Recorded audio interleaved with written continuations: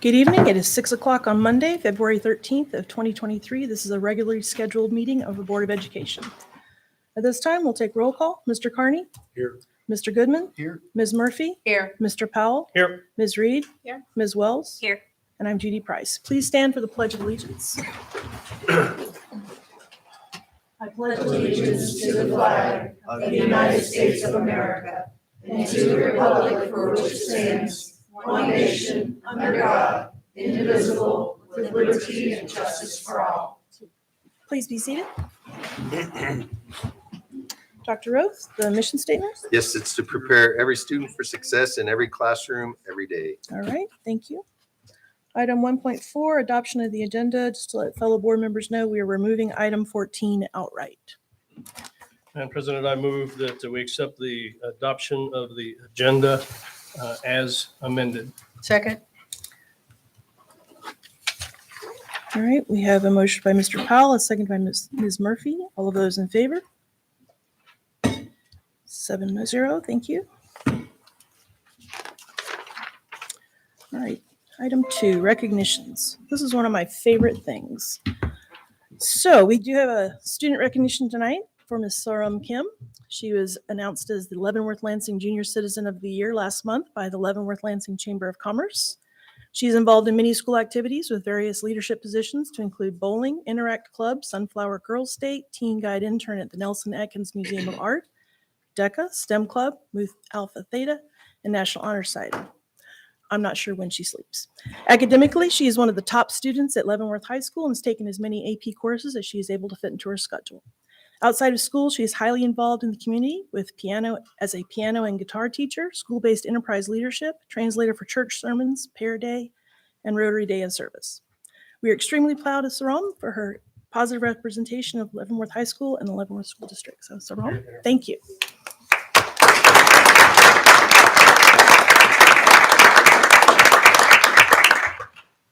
Would you like me to say anything? Yeah, I have a little short speech. Being at a school board meeting, me to give thanks without thanking the school board.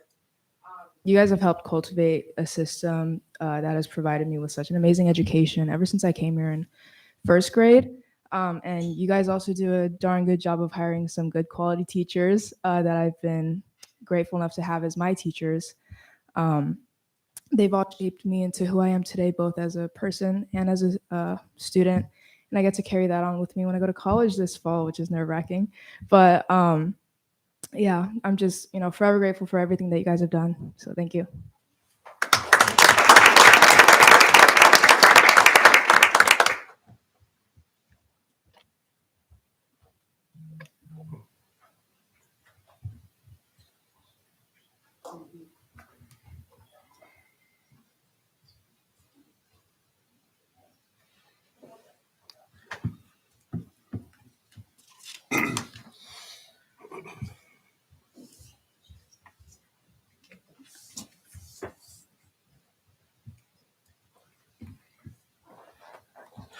All right, item 3, building report. Mr. Nelson.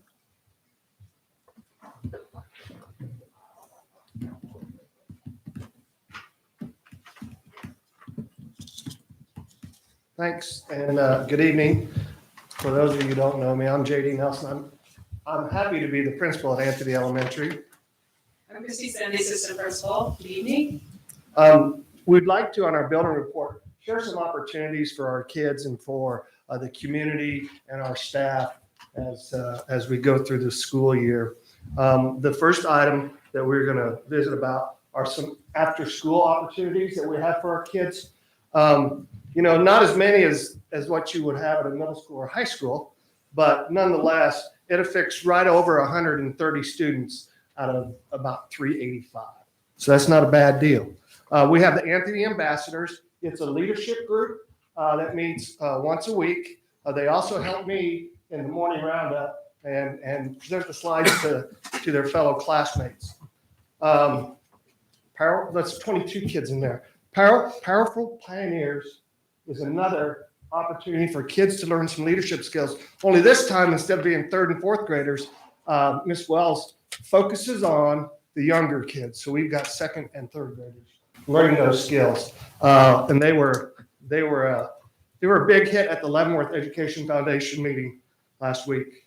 We offer a STEM club. It's the first time we've done that. We didn't do it last year, but we started it back up again this year. We have an art club. And if you've seen I know there hasn't been a whole lot of snow, but if you've seen the plow that looks like a reptile, that's Anthony Art Club did that for us. The Bob Strata Sports Club has kids coming in one night a week to work on different activities. And then we also have a junior guard, and we have 20 plus kids in the junior guard, and they do a good job representing our community. And then the competition they have here in the spring, they will be representing the Anthony School at a church function in 2 weeks. Is that correct? Yeah, they were invited to do that, so they're going to reach out for that. Anything I missed? Okay. We have a couple community partnerships that we're really excited about, and we've been with each of these groups for the last 2 years. The First United Methodist Church adopted us last year, and they've done a lot of things to help us to recognize students, to recognize staff members, to recognize the school in general. They also help donate a lot of needed items, especially at the holiday season, so that kids have presents to open on a certain day in December. We also have a partnership with the Harvest Christian Center International, which used to be it's in a building that used to be which one? Howard Wilson. Yeah, that's the group that's working there now, and they've helped with toy drives. One of the things they did for us before a certain week in November is that they brought turkeys for families in need, so people could have a nice meal. Family engagement opportunities that we're offering at Anthony. Of course, the Title I Family Fun Night, and that's been something that we've done for years that all elementary schools do because it's part of getting that title money. This past fall, we hosted a bingo night through our PTO, and it was packed. So much so that we're going to host another one through PTO in the spring. Another thing that we've got coming up in March is it's Read Across America Week. So we're going to open up our doors and invite families in to come in. And they're actually, Mrs. Vickers is going to read a book, a Dr. Seuss book. And then we're going to invite families and their students to go do some painting with Mr. Waldron. And on the back of that, the vision is on the back of that canvas will be a cheat sheet so parents know what kind of questions to ask their kids after they read stories to them, or after the kids read a story on their own. Work on comprehension. Yeah. Last thing, when Mrs. Sin and I talked to, got some advice on what to say at a building report because last year we didn't do one. I don't know why. And I haven't been required to report to a board since 2006. So it's been a while. But we talked about things we do to recognize teachers. And I hate to do I hate to do a real specific shout out. I've got a couple because I don't think that recognizes everybody on the team. So our first shout out goes to all the teachers because during this year we have had teachers step in and we've split classes and they've covered classes, and it's all part of being a team, part of being our Anthony family. Specifically, as I said, the Powerful Pioneers were at the Leavenworth Foundation meeting, and also joining that meeting, that was Maggie Wells's group. Also in that meeting was Michelle Smith. She's our music teacher, and she had received a grant from the board, and it was for hand drums. And so she read a story to the kids, and then as they finished each little chapter or segment, they would play their hand drums. And so she would have their little note, well, I shouldn't call them notes, but rhythm signs, as she looked. So they knew to go ta ta ti ti, rest, that kind of stuff. And it worked out well. One of the folks that is a true go-getter for us, and she is the driving force on our chronic absenteeism battle. And she deals with parents, she deals with the staff, and that's Nicole McConnell, our social worker. She has been awesome, and it's been very, very fortunate to have her full-time in the building the last 2 years. She's also the liaison for any of the community involvement things that were going on. So anything I missed tonight? Okay, I like 2 more pages. No, I'm kidding. Okay, any questions? All right, well, I thank you for your time. Thank you. Thank you. All right, item 4, scheduled patron input. They didn't show. Neither. Okay, we'll move along since they did not arrive. Item 5, consent agenda. Are there any, anything needs to be pulled off the consent agenda by anybody? Nothing heard. Madam President, I move that we accept the consent agenda as published. Second. All right, we have a motion to accept the consent agenda as presented, first by Mr. Powell and the second by Ms. Murphy. All of those in favor? 6-1, thank you.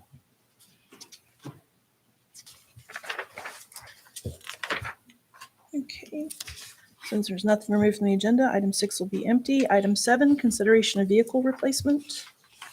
Mr. Dedeke.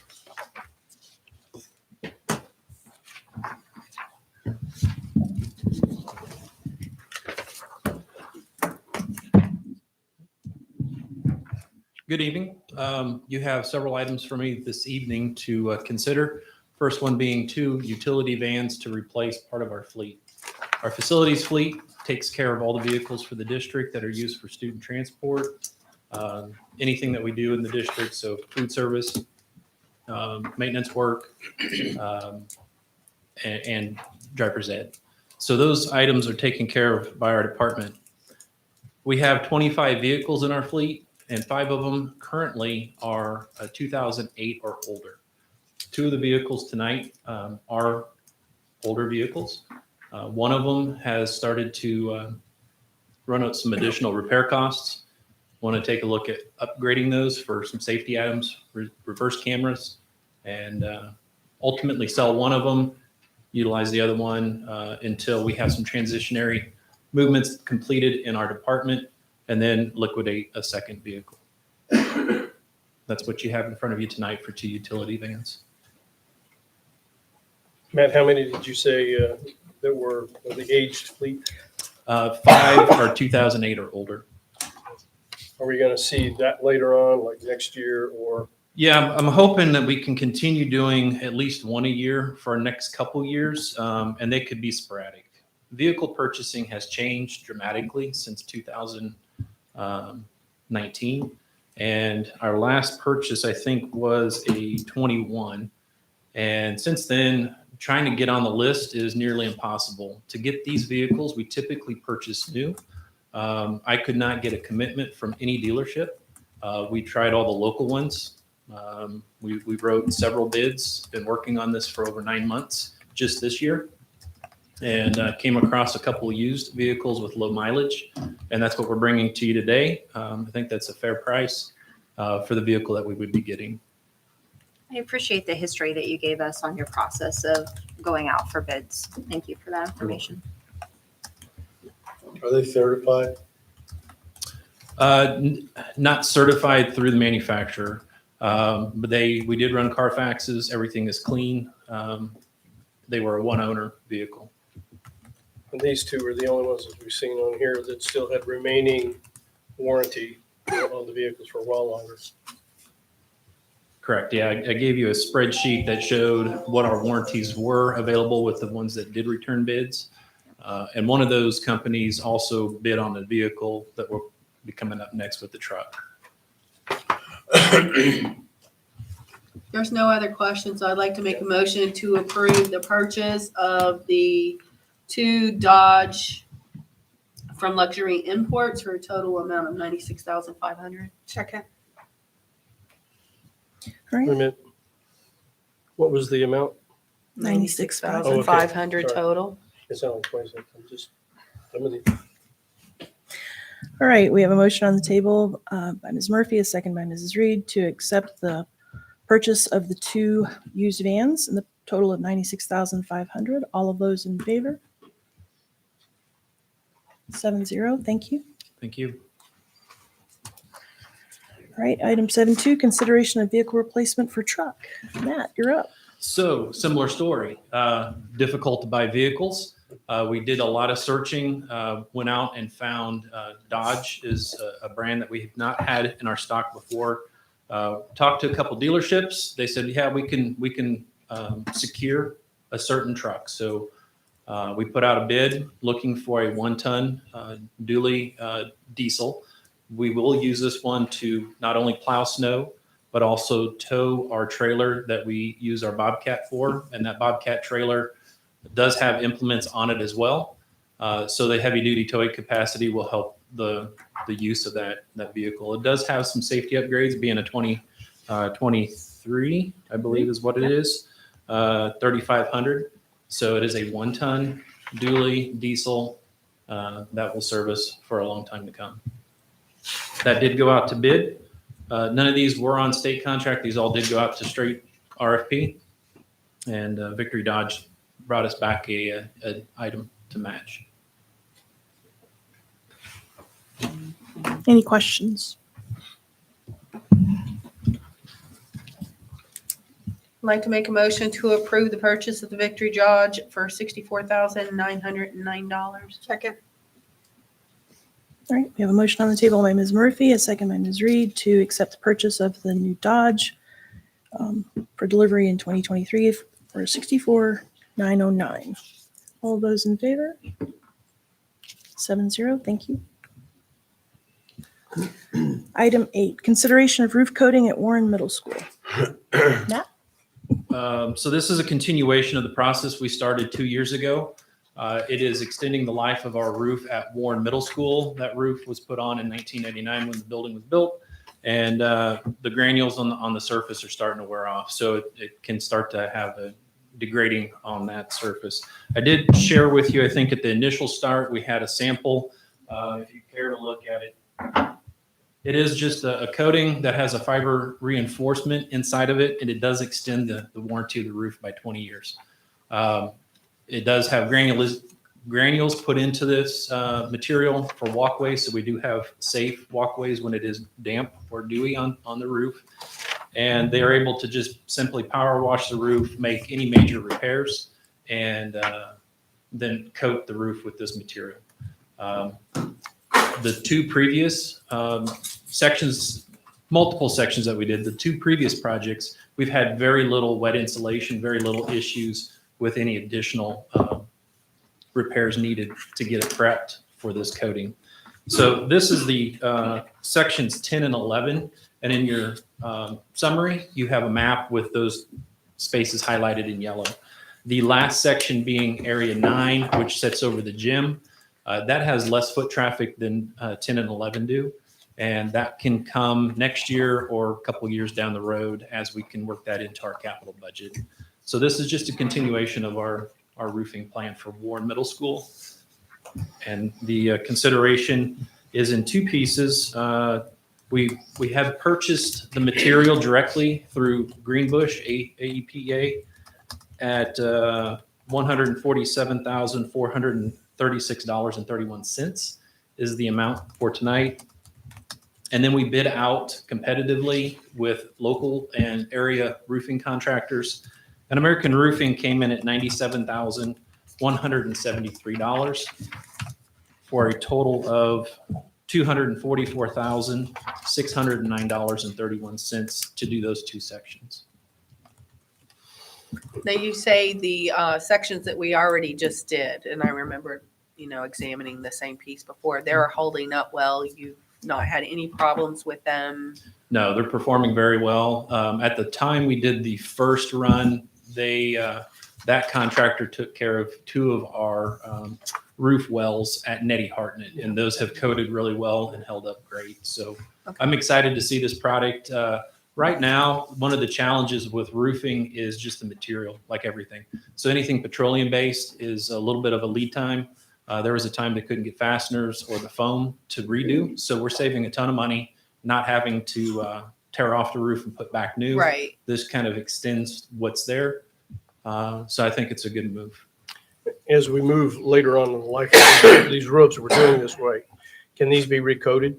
Yes, they can. From what I understand, any time in between now and their end of life, if something were to fall on it, cut it, puncture it, it's a simple come up there, prep it, clean it, and then put this product back on it. It self-adheres and seals. Say in 20 years, it needs to be recoated. It's a pressure wash. It's abrading it just a little bit, and then you can put another coating of a similar product on it. Very good. Have we used American Roofing before? They are currently the last contractor that did this application, and we do use them a lot for some of our service work in district.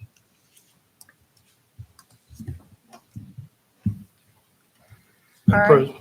If there's no more questions, I will put a motion forward to approve the new roofing overlays utilizing American Roofing and the materials to be purchased from Greenbush.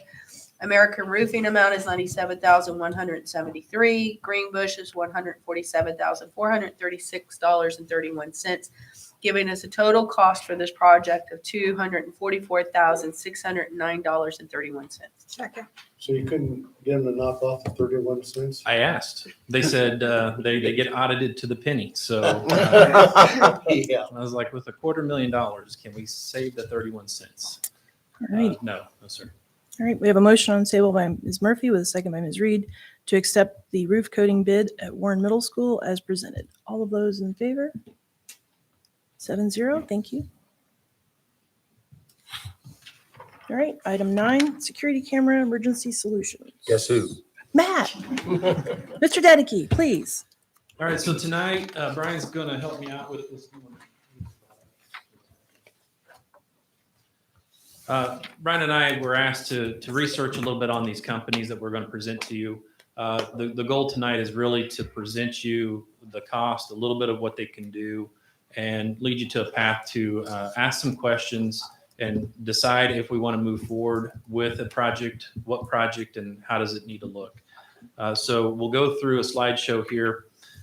We've changed a few things as we prepared today. So the names that you see in front of you are the product manufacturers versus the installers.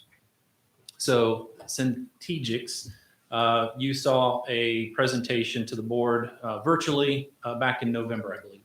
And it talked about the panic buttons that you could wear on your person, push it a number of different times to summon help, or to put the building into lockdown utilizing all the media within its building.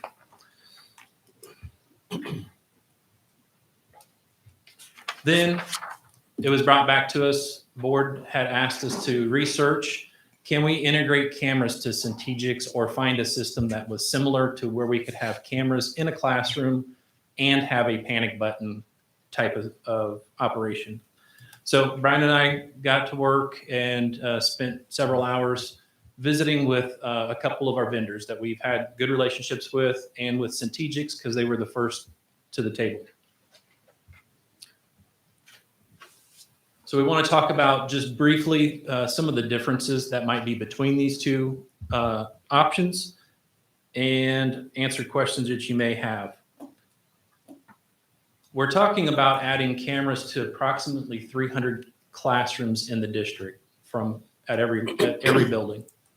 And then that leads into the funding and operation of the system. Some of the shared security features of this are that they have a method to discreetly communicate a need for assistance. They have the ability to issue a lockdown and notify the school and anybody who's connected to that app. They both can provide cameras in a classroom setting. They do operate a little bit different from each other. To activate those cameras, you would have to push the panic button to start the recording. They are user-worn devices to initiate the calls.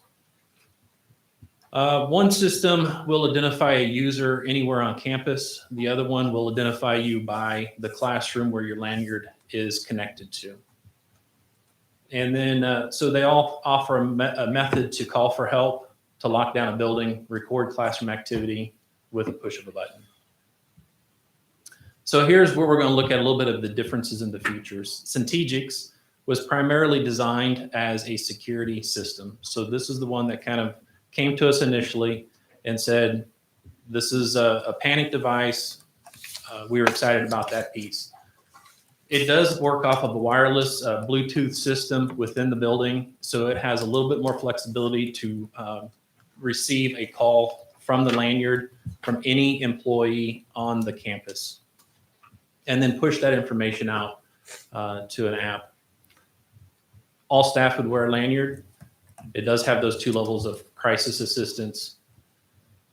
And then it can integrate with our TVs and stuff that are in the building. Avigilon is the platform we currently use for our cameras in our district. We do have other camera makes within it, but Avigilon is the operating software. Avigilon currently is operated by ADS, which is our security company. Avigilon can be used by other contractors, so we've left the name of our provider out of this presentation. An important piece to understand with the Avigilon is it is an integration to the Centegix system. Right now, there is not a proof of concept with the integration function, but they are currently working on it in preparation for follow-up questions. So Avigilon would be purchased separately. They would work with the Centegix company, and then they would install products that would talk to each other. Safe System is a system that was designed more for classroom support. It has structured sound, video capabilities, mic'd lanyards for the teachers to speak. And Brian has talked about this. We have a lot of those components in our buildings currently, minus the cameras. These are more of a wired structured system per classroom. They have a few extra things that are already built into it, and they do have a track record. The teachers would wear the lanyard, and it would be primarily the teachers or the people in those classrooms. You again have the 2 levels of crisis assistance. And it also offers some abilities for staff to utilize that camera for their own functions within the classroom. And here's the big piece. It's the cost. So Centegix, you had that presented back in November. A 5-year contract to outfit all of our buildings was $360,700. Centegix is offered through TIPS program, cooperative purchasing, or Greenbush. So if we were to use capital dollars, it's a pretty straightforward purchase. Avigilon also is offered on TIPS cooperative. And that $500,000 is the estimate for cameras. Now we say estimates because we still haven't had these vendors come in and walk the buildings and calculate everything. These are rough numbers.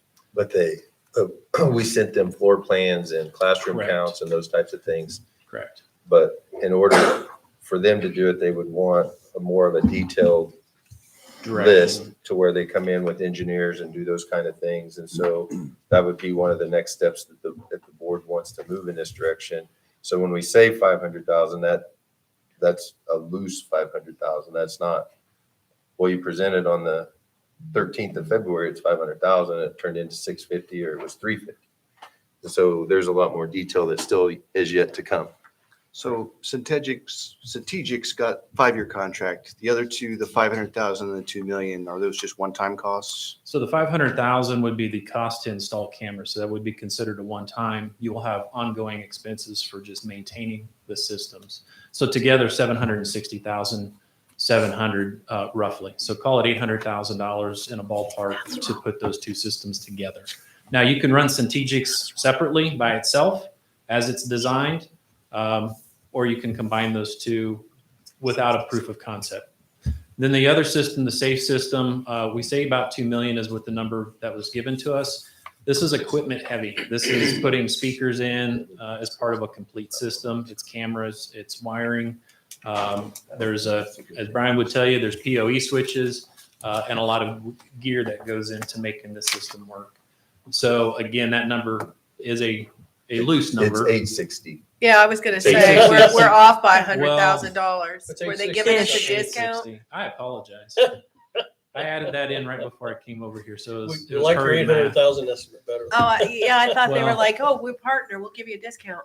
All right. Well, that's what I get for trying to add little things before I present. So about 900,000. Then how's that? So the 2 million is quite a bit more, but it is equipment heavy. We'll get off that slide. So I just want to interject. It's not a subscription. The safe system. It's not like it's a 5-year subscription. Mhm. There is a 5-year warranty on the equipment. but So it's a one and done. Once we've paid the except for 500,000, millions that we you have we no own issue, you're gonna have to everything. replace them or, but Right. yes. Matt, could you go back one slide? yes, sir. A couple of questions on the technical aspects of it before we get into the path ahead. I think it's important to make sure that everybody knows why. Why did we decide that we needed to do this? And as we looked at employing a program or a process that not only gave security to the kids, but also to the staff in the room, where things are being taught or where things can happen, because it can be external, as we know, things that occur. The problem we found in all these circumstances, when you read the post reports of those incidents, was that the emergency responders didn't know what they were getting into. And so even though they argue should have gone ahead, many of them stopped to regroup to figure out how do we face this unknown. Well, with cameras, it provides us an opportunity that when that button is pressed, for the main office, or the SRO or whoever is monitoring the system to immediately be able to see what's going on in that point of emergency button being pushed. So it just seemed like the logical next step as part of that. But I also want to caveat that our view of the system that we're asking to be given for us to get a presentation on was that this isn't where the central office is monitoring what's going on in the classroom. Our desire was to have it designed kind of like the Strategic's system works, where the teacher gets to decide whether or not it is a point in place where they need help. So I just want to make sure those 2 points are clear. We walked the dog on what did not happen in these other circumstances where kids were injured, and that was the problem. They couldn't see what was going on in that area. And this seemed like a simple fix. Second question, this is a question, that was a statement, but between the Strategic and the SAFE systems, when we start talking about installation, and in order, in scale of installation, which one of these two it would be the easiest to install and the easiest to maintain?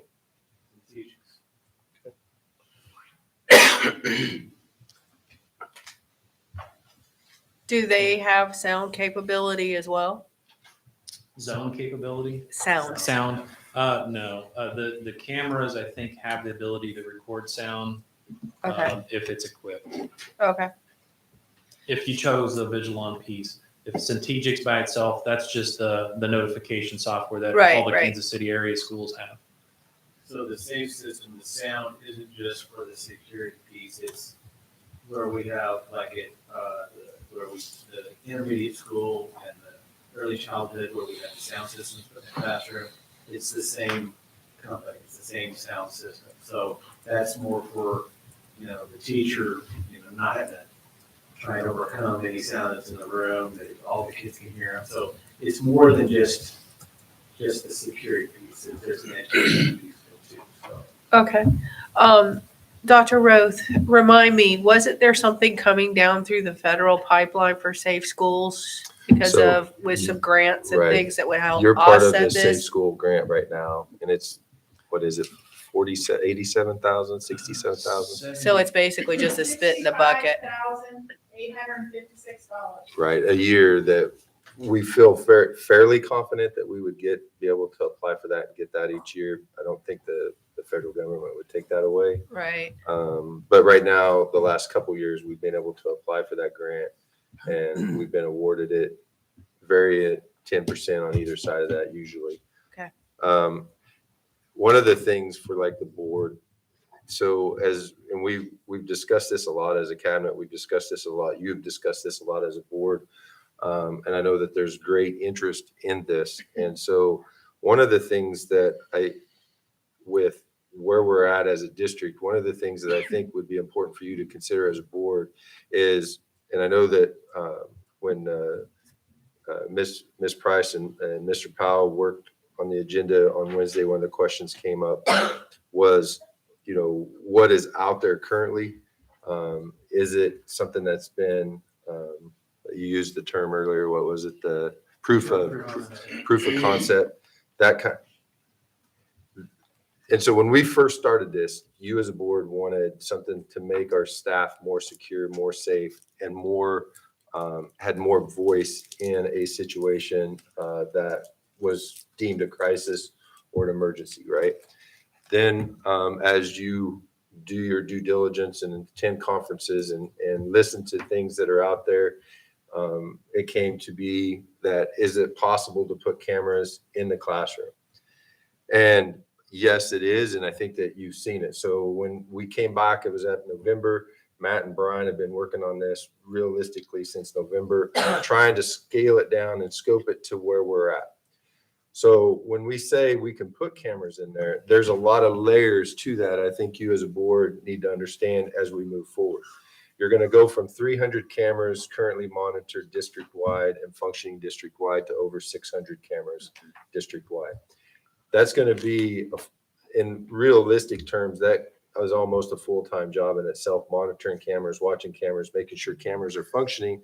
Because if you're not scrolling through those cameras daily, you can have malfunctions in cameras, you can have all different kinds of things. So there's personnel in that. There's also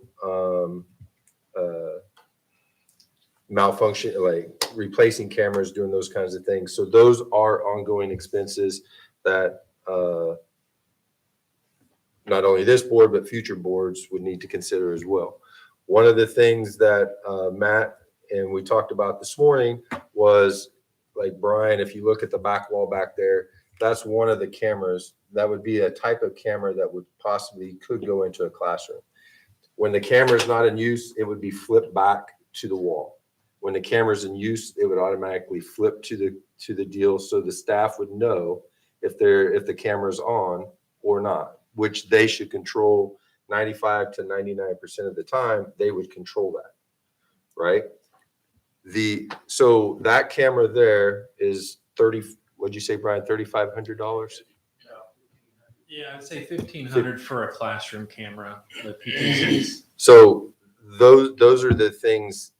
So you have that piece. Then you have one of the things that if the board wants to continue and to do this, I think that, not that it necessarily has to be negotiated, but I think that the negotiation piece to that with staff and giving teacher voice would be important, as this is a major move for classroom retention of teachers and those types of things. So that would be layer number 2. So layer number 3 is how all this mirrors together with the security of where we're at.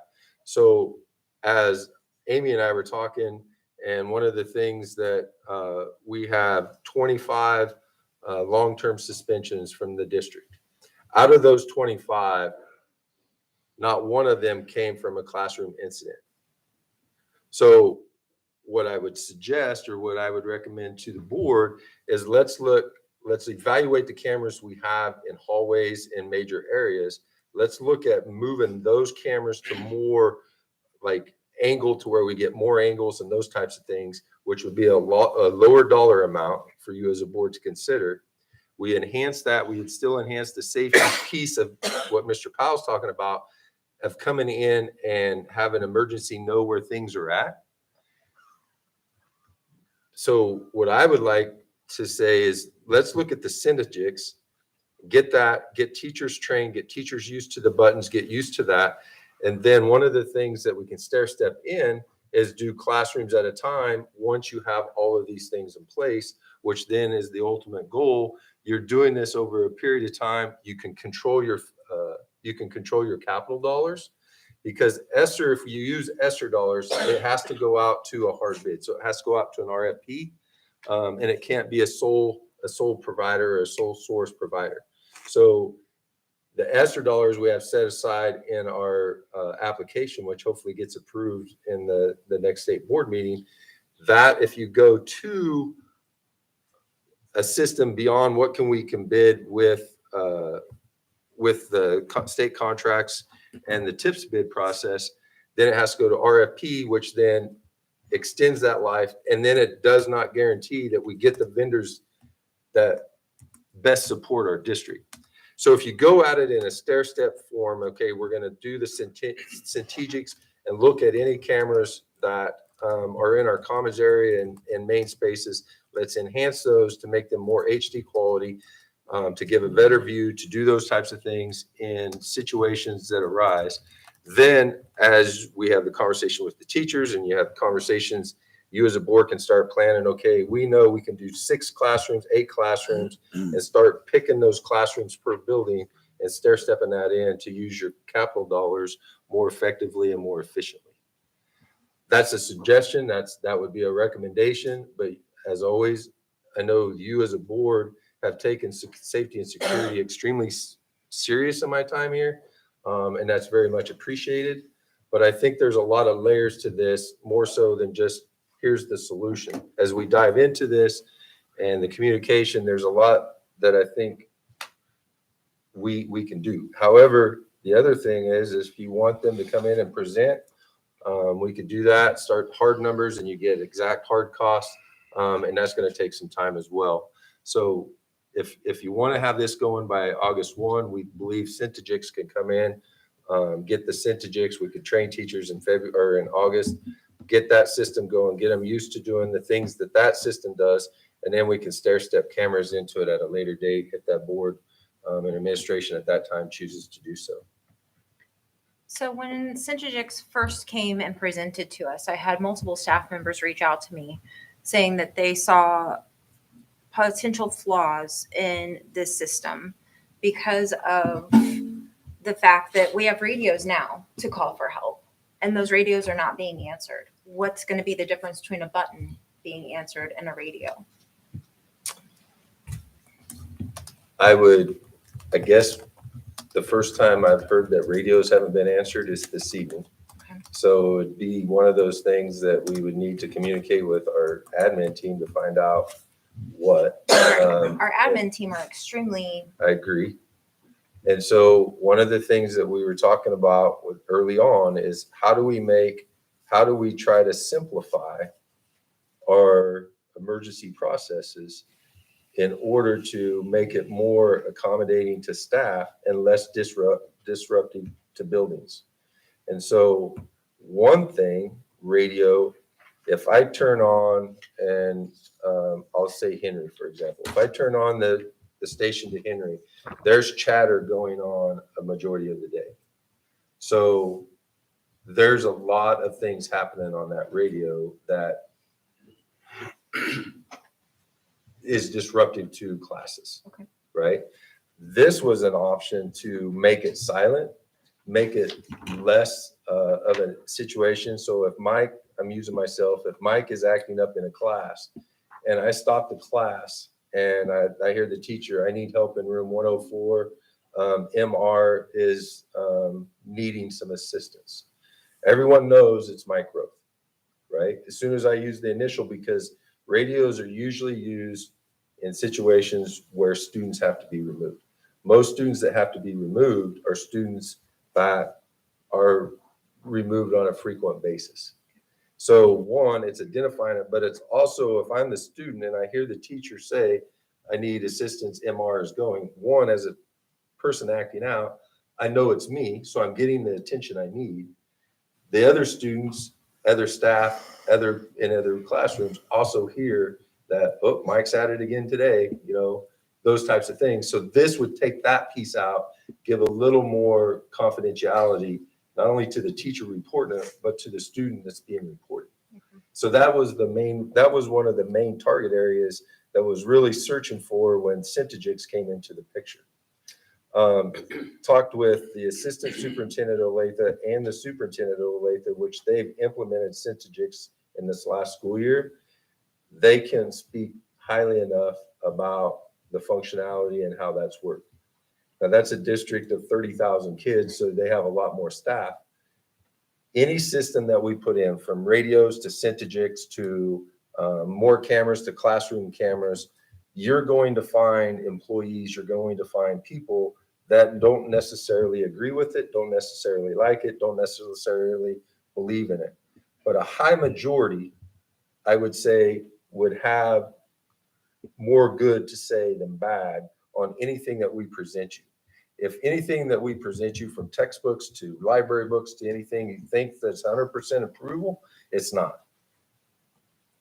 And I don't know any business out there that does. But I will say, anything that you implement, you will have challenges along the way of somebody that likes it, somebody that's like, I'll do whatever they ask, and then somebody's like, nope, this is stupid. And that's just the nature of our business. Mike, if you could clarify, if I remember from the Centigix presentation to Ms. Wells' point, is if I'm not mistaken, wasn't it able to be loaded on smart Yes. devices and get certain authorizations, so nobody got it? So when the button was hit 3 times, the principal or whoever was the administrative lead for that school knew immediately where it was located. So it discriminates where the radio doesn't discriminate. In fact, a call can get lost. Having been on radios most of my life, the emergency call can get lost in all that's going on the radio chatter. So to me, that was kind of significant because you could discriminate immediately.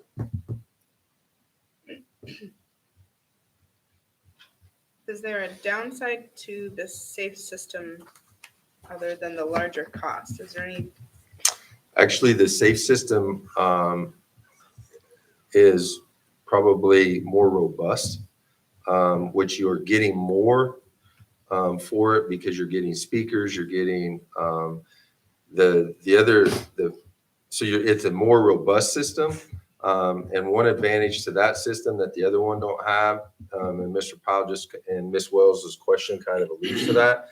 I press the button, it goes to the office, and then they hit a button to respond back that says this has been acknowledged. Centigix doesn't have that. So there's 2 huge advantages after listening to the presentation and looking at it.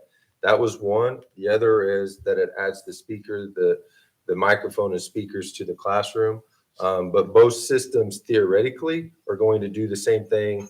Eventually, if you do add the cameras, by turning on the camera at the teacher's request or by the teachers pressing the button. So we're still relying potentially on office staff to respond to any of the 3 systems. 100%. And that's normal in today's, unless there's an altercation or something that teachers see, they take care of it. But as far as going to a classroom and helping with the classroom, it's usually administrative staff or assigned security to help with that in any of our buildings.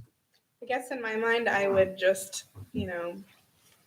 love for the ease and security of staff to be able sort of like, if you're working in a bank and you have an automatic call button under your desk to emergency services, but. And this theoretically is that same panic button, but it's on a lanyard. If I remember right, the lanyard for the other system too is because it has a microphone and speaker and all, and it's pretty large. It is. The from my understanding, actually, I haven't held one in my hand like the Centigix model, but it's bigger than what that is. Yes.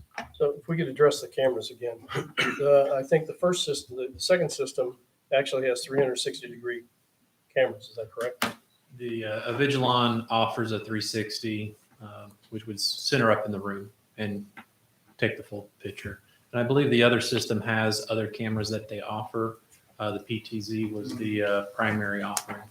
So because part of what we're struggling with, and you alluded to it with moving the cameras around where you got better visibility, is blind spots. You know, in the classroom, you can have all kinds of blind spots if you put a camera on a wall. So are we looking at putting those kind of cameras where you can have blind spots in our classrooms? Are we looking at in that value that we saw? Or are we looking at the 360 cameras that Avalon can put in? I don't know. Your number was When we asked one of the vendors to give us a ballpark figure, that was the camera that they put on the figure. The 360. No, the PTZ. But you did do the 360. PTZ is like in the corner, so Okay. there shouldn't be too many blind spots being way up in the corner and looking at the whole room. But somebody was right under it. the Avigilon. The price reflects a ceiling center mounted fisheye. Is that a more expensive camera, the fisheye?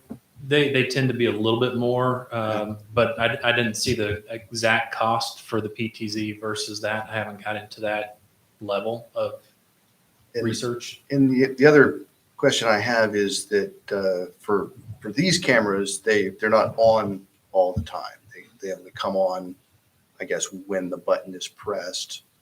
I mean, there may be cases where we want to have footage of what leads up to what's going on. Is there an issue with having an always on fisheye lens? You would have to create policy to have classrooms in the camera. The board would have to create policy. You would have to have that policy then vetted through your attorneys and the attorney process. Because there's a lot of things that go into just turning the camera on and saying there's an expectation, there's a different expectation in the classroom. And so you have to have some layers in that through policy to be able to have it on all the time.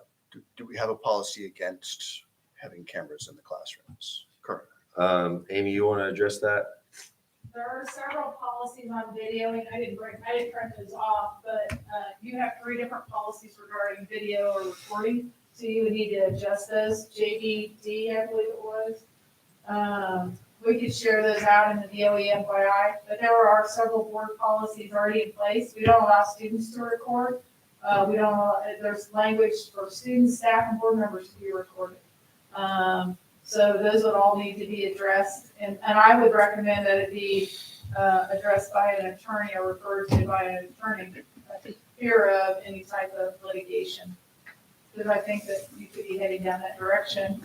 Recording students right now, we don't allow any of our students. It's like a child has a student information, their own folder as far as all their confidentiality records, things like that. We don't share anything. When I have hearings, those are closed hearings for a reason. Now you're opening up for recording everything.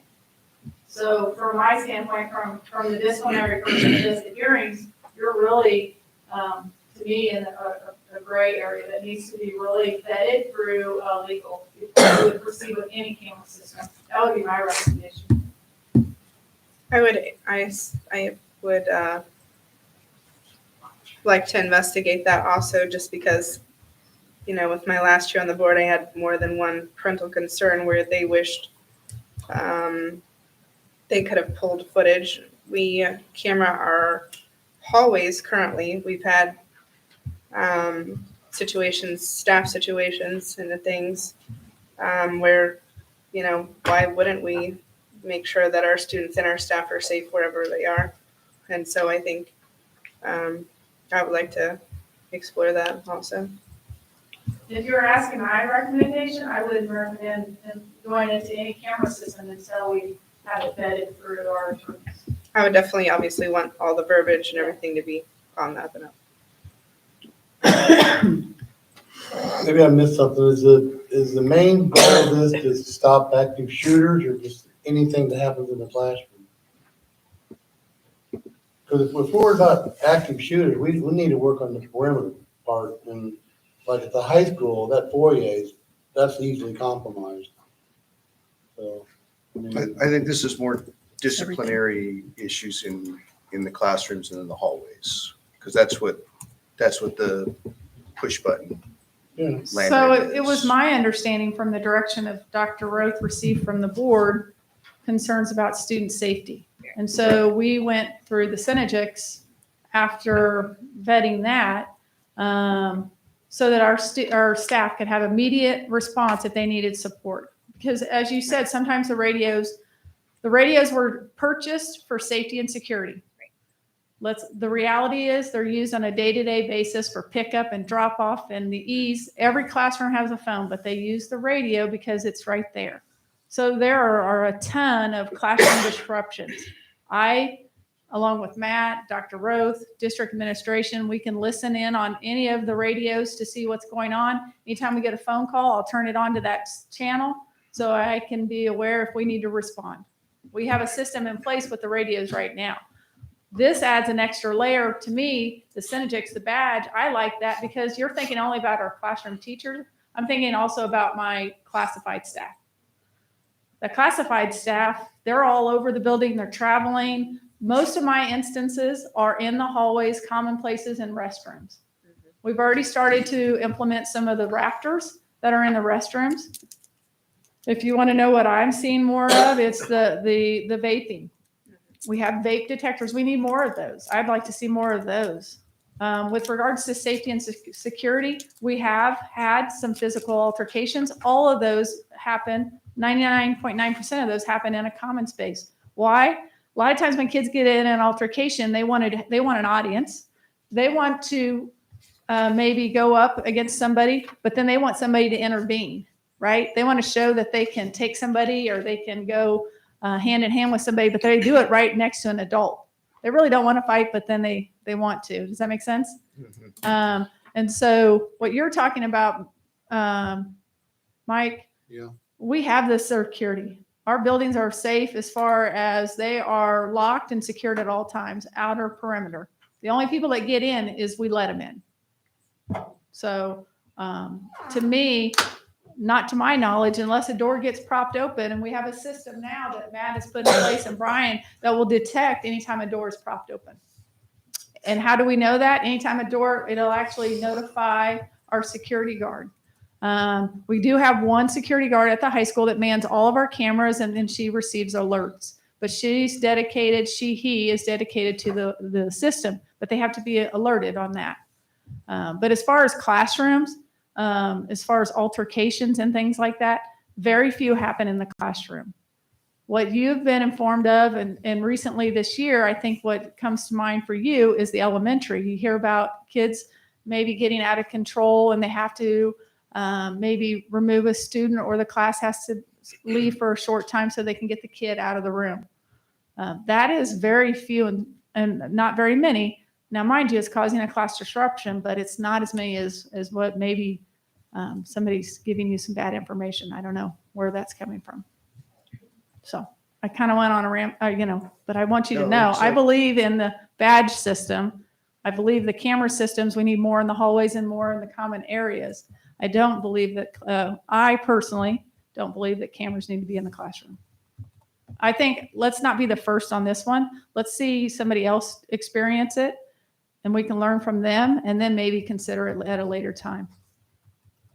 So, that's just my And it's 2 much cents. appreciated feedback. I mean, that was part of the thing that I was asking is how much do we actually need cameras in the classrooms?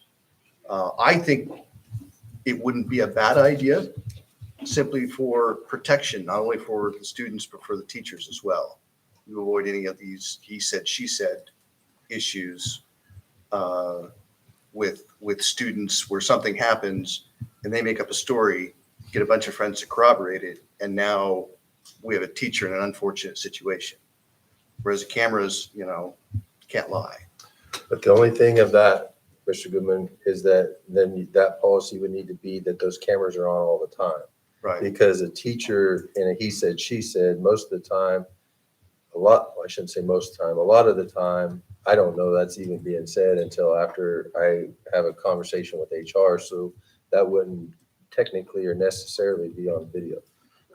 And so in order to capture those one-offs like that, that would be, the cameras have to run all the time. Because what was originally proposed and what we were originally looking at is I turn it on in a situation I'm uncomfortable. I turn it on in a situation that I see an altercation coming, or I turn it on if I see a kid in crisis in that situation.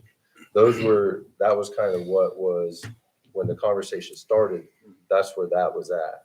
And so, again, you would want Robert to weigh in on this, or you want your KSB attorneys to weigh in on this, on that. Then you would want to bring in your teachers association on that as well, just to have a sit down and work out all the parameters of that, which would take some time.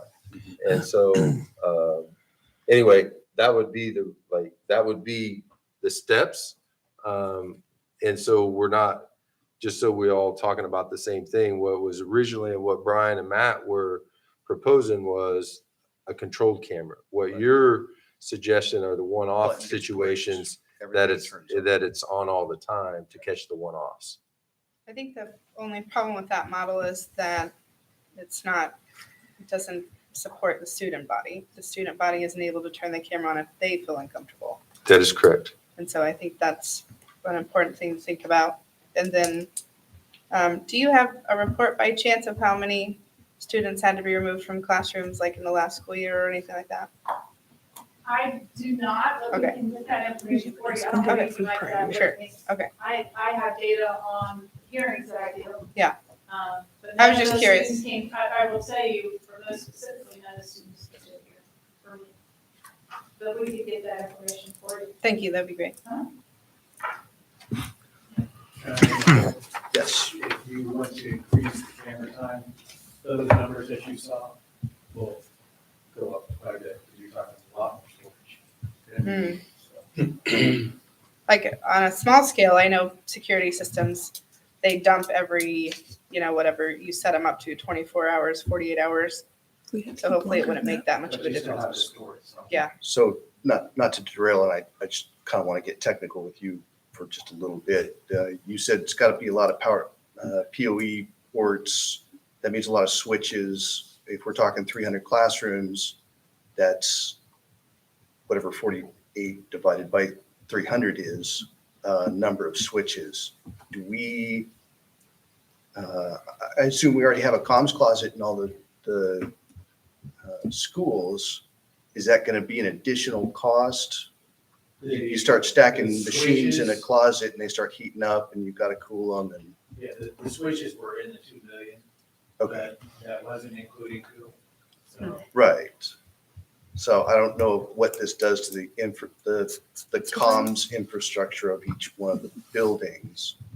Or is that going to be an additional cost Most that's of not the- factored in here? most of the closets have some kind of air handling, but not 100%.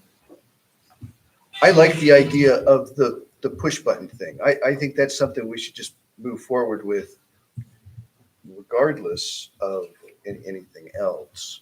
Are these things such that we can, if we want to get the expansion pack later, we can purchase it later and have it in? That's Or what is this Dr. something Rowe that we've was got to recommending do to us. all at once? I mean, that was kind of my understanding, was that, hey, we could do this now. If we want to add more cameras to the hallways, we can do that later. If we do the research on the cameras in the classrooms, come up with a reasonable solution that everybody agrees on, we can do that at a later date. Is that accurate? I just want to clarify one thing. This is, when we start talking about a child in crisis, it's not always an emotional crisis. I mean, we do have kids who have epilepsy and kids who have other medical requirements that I can't count, but because I don't have that number at my fingertips, but I've heard a number through this year alone of individual health crisis in the classroom. This is more than just discipline. It's, again, giving the teacher the opportunity to declare a crisis and the staff that's in the building to understand what's going on in that crisis. So it's not just discipline. When it was first presented to us, I understood that it was at the crisis level, that it was Safety. into the report that you had presented with us, Mr. Powell, from the active shooter response. And we were investigating how to make our schools better. It had nothing to do with discipline at that time. We had asked about cameras, and they at that time told us that did not integrate into the cameras. So I think if we do this, I think that was one of the main concerns that we had with integrating just the button, is that it somehow is able to activate whatever cameras are around the Bluetooth area of that to be able to alert with what technology we already have in place without necessarily having to add extra. Is that possible? So if we have the existing cameras in the hallways, Yeah. those record on motion. They're common areas. So to answer your question, if somebody pushed the button on the strategics, the nearest camera is going to record as soon as it sees motion. Okay. So that's standard practice right now. But so we were talking about scenarios like a custodian is cleaning a hallway and they see something outside that is coming towards the school and they want to alert. Sure. So our custodial staff do carry the radios. Right. Yes, this is an additional piece. Okay. But custodial staff carries radios, and then your folks in the building, some of them have more radios per person in there. Like they have department heads or maybe a whole section that goes outside for recess. They might have all of them have radios. So there's a fair amount out there. Then everybody has cell phones. I mean, really, if we start getting down to it, everybody has a cell phone. They can call 911.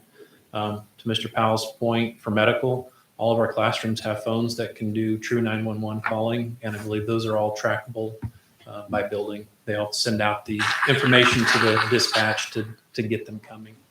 Follow that up with a phone call to the office. The protocol would then be going over the radio or even the intercom system to put students into a safe position, whether it's staying in their classroom or evacuating to a certain part of the building.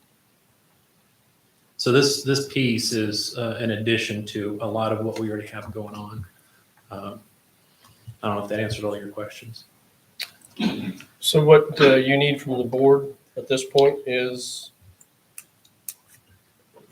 Dr. Roth, I don't know if you want If you want to move forward with Syntegix, do you want 30 days to, if you do the Syntegix, you can make the final motion in March, and we would have it up and running by August without much of an issue. If you do it in layers and Syntegix is your platform, then those layers could be added. To Mr. Goodman's point, we could add layers as time goes on based on the need.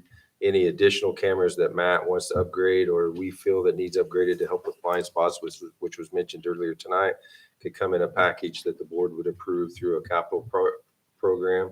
And that could be like trying to program that out to where those are added over the summer as well. And so all of these steps, whether you do it all tonight, you do one tonight, you don't do any tonight, the board would have full approval or rejection of any of that. So the safe system still has the push button. The safe system, yes, it still has the push button, yes. So I would like to look at that one because if we're talking about the safety of our students, I would want to try to get them the best. I would want to try to make sure our staff has the best. And if that's the most robust system, that would be where I lean. And so the likelihood of being able to use ESSER dollars on that dwindles a little bit. Just know that would be more of a capital purchase than ESSER purchase. Okay. And so then you would roll those ESSER dollars into something else that the board would see the need for. So there's a lot of layers to this that you definitely. I would like to see a proof of principle because then if we don't get a proof of principle, we can't determine if we want to layer it. Right. So I move that we authorize the district staff to move forward with vendor presentations with the requirement that proof of principal has to occur with the relationship between the alert system and the camera system. Second. And this is just to ask for Yeah, presentations. just a Yes, vendor presentation. presentations. And we could Make decisions then. make an action out of that post-presentation later on in the agenda, right? So we can For get a March, March, yeah, yes. I'm just saying, so we could get a March decision on the Centrigix to Right. go ahead and get deployment. Before you vote, my concern with that action would be, you'd be better off putting it out for bid and then having the awarded contractor do a delivery so that you can make that decision if that's what you choose to do. So we're at that point where we could have vendors come in and visit with you. But as Dr. Roth mentioned, depending on the funding stream, we may be required to go out for an RFP. And then that opens it up to vendors that may not be our selected service provider. That kind of changes a little bit of stuff on the back end for us, doesn't end it, but that can complicate that a bit. Depending on the funding stream, that would be my recommendation, is to put the bid out and then bring that back, if that's okay with Dr. Roth, if that's your direction. If you ask us to do vendor presentations with the intent of awarding, we wouldn't be able to do that at that time without The only way you could do that is if you went with Centrigix or something on the state approved or TIPS approved. Correct. That would be the only way to move forward with it. So because- what, I agree with Matt. Thank you for Matt.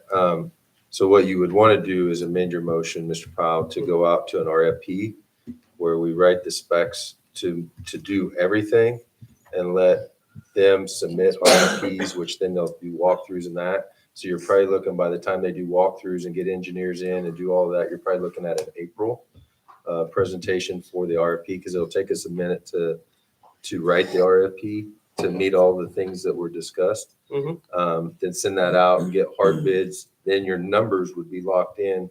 So instead of a ballpark of $2 million, it may be 2.5 or it may be 1.5, and it may, instead of 870,000, it may be less or more on that too. And you'd still get the same information. Is it possible to have that when the bids are presented, that they do a presentation, each bid? Like, could we do a special session just on this one issue? 100%. That'd be great. I think. What about Amending your setting motion? them up? But most of those meetings, like for them, most of those presentations would be like a late afternoon. It wouldn't be 6 o'clock, 7 Right. o'clock at night. So just know that your schedule may need to be a little flexible to be at that. Madam President, I move to amend my motion to have the staff develop the specifications required as we've asked them for this system and go out for RFP. I'd like to ask Second. one last question before we, Mhm. installation, we have an idea how long it's gonna take for all this? I believe Syngentix was a fairly fast install. Talking with their installer, they move pretty quick. You're looking at If we a push day this off per to building. April, then- Day per building. Okay. So I was going to say probably a week or so. Oh, for them. they'll, When you get into the other systems, they're going to Yeah. be more wired, right, so they're going to take a little longer to get into them. carry on. We have a motion and a second then, President. All right, so we have a motion on the table by Mr. Powell, second by Mr. Goodman, to authorize staff to pursue an RFP at this time. All of those in favor? 7-0, thank you. Thank you. Thanks, Matt, Brian. Madam President, can I make a motion to adjourn for a bio break? Sure. Anyone else? Second. Okay, the motion on the table, to take a 5-minute bio break by Ms. Ms. Wells, second by Mr. Goodman. 7-0, all right, we'll return at 7:18, excuse me, 7:19. 7 what? 19.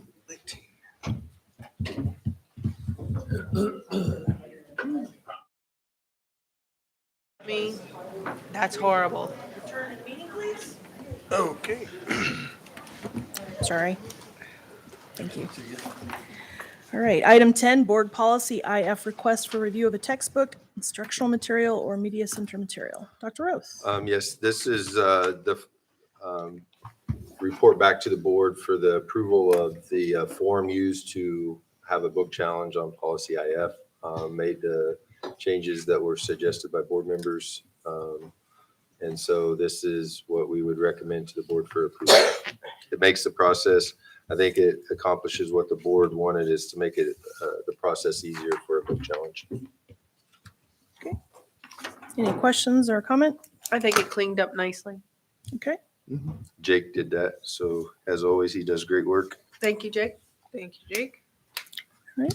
Like to make a motion to approve the revised IF form for review. Second. All right, we have a motion on the table by Ms. Murphy, a second by Ms. Reed to accept the revised form for policy IF. All of those in favor? 7-0, thank you. All right, item 11, board policy IFA classroom displays. Dr. Roth? Yes, this policy was a recommendation from KSB once again, which all policies are. And so it was asked to be pulled. I think the board, or the request from board leadership, was to give staff time to revise this to meet the needs of our district. So Ms. Price or you, Mr. Powell, want to expand on that? Or basically, so this would be giving us the directive to come back and make changes based on anything that you as a board. I know, Mr. Goodman, you stopped in as well. So if Dr. Roth, clarification, this is second read. this would have been on, this would have normally been on consent for approval. And board leadership asked this to be pulled for further direction. I think there were three questions that were raised that I think are valid questions. And are those incorporated in here or not? Not yet. Okay, so It's it's for open for discussion. discussion, yeah. That's why I asked. if it's So, first or so that second there read. is discussion, I'll just make a move to approve the IFA classroom displays as amended. Yeah, it should be discussion, second discussion. Has there been amendments? There has Or not this is been. the That's what you're up discussion? for discussion. Got it. Okay. So this would be suggested amendments or suggested discussion So or suggested consideration. amendment, one thing, I think it should not be limited to the classroom. I think it should be, district-wide, all facilities, Property, school property, school property, Always. all Common grounds and areas. facilities to include common areas, classrooms, libraries, hallways. I kind of wargamed it in my head. I couldn't think of a place where the policy shouldn't apply. I mean, that's pretty much long and short of my amendment that I would like to see, is that it be district-wide rather than confined strictly to the classrooms. Okay, so this one part I'm reading about the political things, that we ought to make the whole campus. yeah, So we don't have, somebody out in front of Pioneer Pete. that's what I was trying to Touting say, somebody. property, any property owned by the school. Well, and philosophically, if we have an educational institution, there's no place that you're not attempting to render some educational objective. Right.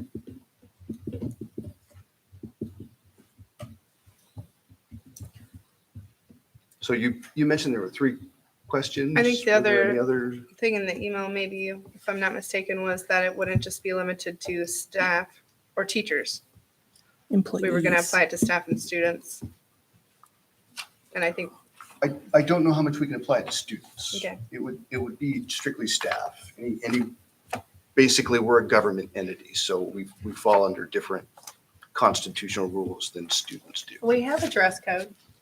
We do. It could be applied to students. It could.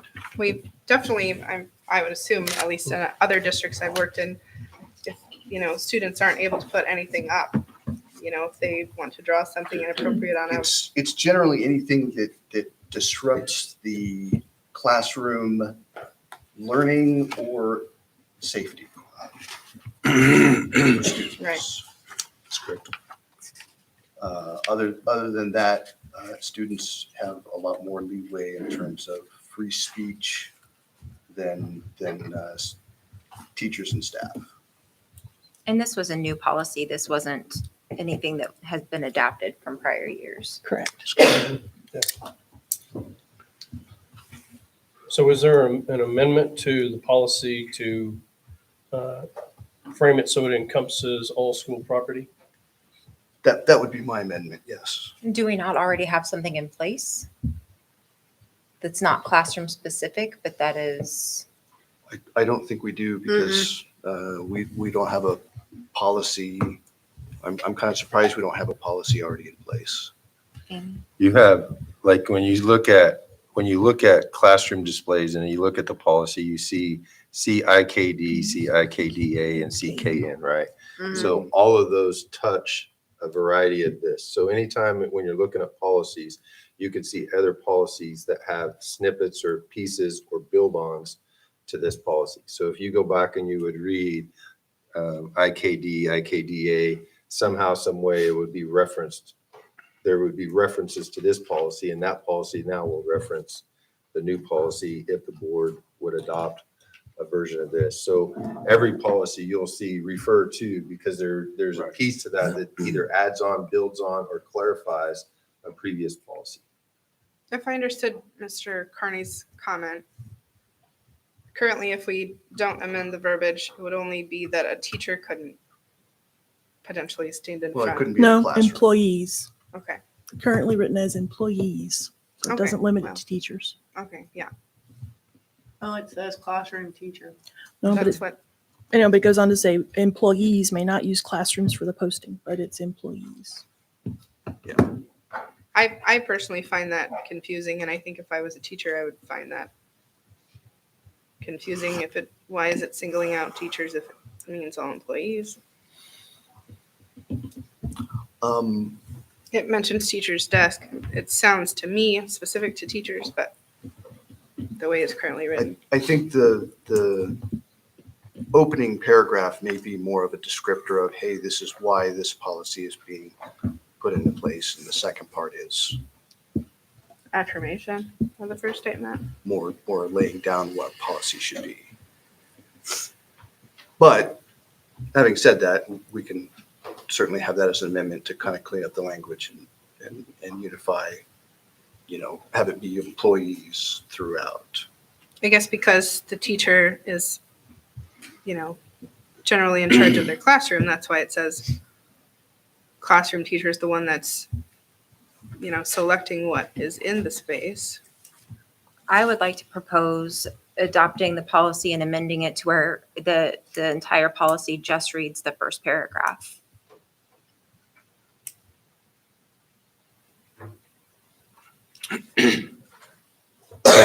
As is, I mean, I would be okay focuses on with the- that, but it should be, Focus on the positive, not the negative. huh? It's the positive, not the negative. It's the positive, not the negative. Yeah, so the first paragraph is the positive. This is what it is. We're just saying classroom displays. If it meets these criteria, teachers select it, you're done. The second paragraph is the negative part about you may not. Well, it also says materials. Right, that I'm just saying are that's not- the difference between them. One's the positive, one's the negative. I feel like it gives more descriptors though, because in the first paragraph, correct me if I'm wrong, it says if you're teaching on this subject. So that's a much broader than stating specifically that if it's political, religious, or personal, because obviously they teach on political subjects and they Yes. teach on. So I feel like that's That's the fine. importance of the second paragraph to me. I think the whole policy is fine. It just needs to be broader in scope to encompass all government employees, regardless of where in all facilities, regardless of where it is. The policy here you could argue, oh, it's just for classrooms, libraries, hallways, they're open season for government. Teachers aren't approved. considered government employees. Huh? Oh, they, Teachers, government employees? Yes. They get capers and Yeah, they're government employees. Yes. Everybody that works for the school district is a government employee. True statement. Has there been a problem with this? What's the purpose of this? I mean, has there been a problem? Are we Anytime, making a problem? I'll tell you, anytime that the policies are updated or changed, there's been a challenge somewhere that that, and Robert can speak to this better than I because it's attorney lingo, but if there's a court case or a challenge, then, and it's won or lost, or the judge or the jury or whoever says there needs to be more clarification, that's how laws are changed to clean up this. That's how policies change to clean up that or make it more robust. Or in some cases, as we all know, the political landscape is becoming more of a open discussion amongst the way of life today. So this is probably what prompted that, but it's usually just to clean up, change, or make something stronger that's been challenged at some point in time. All right. So I have a proposal to your concerns about the language in paragraph 2. Robert, please listen and make sure I'm in line. Okay. Can you speak it up? I'm Sure. sorry. Just make sure I'm in line, please. So my proposal is that second paragraph read as district facilities are not public forums for display or distribution of political, religious, or personal viewpoints. Employees may not post or display materials, promote or convey a political, religious, or personal message. And it just, Can we do property instead of facilities?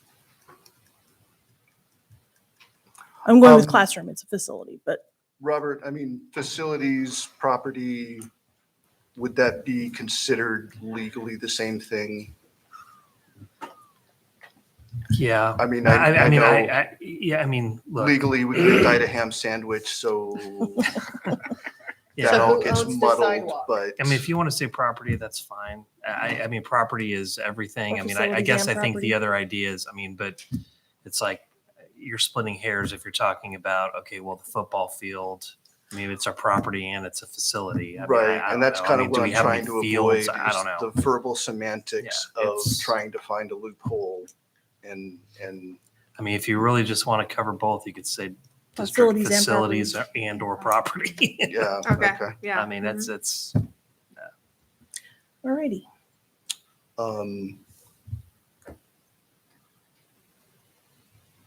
Does that meet your, Do you want that in the Concerns? first paragraph too, and talks about classrooms or no? I think we leave the first paragraph as is. Okay.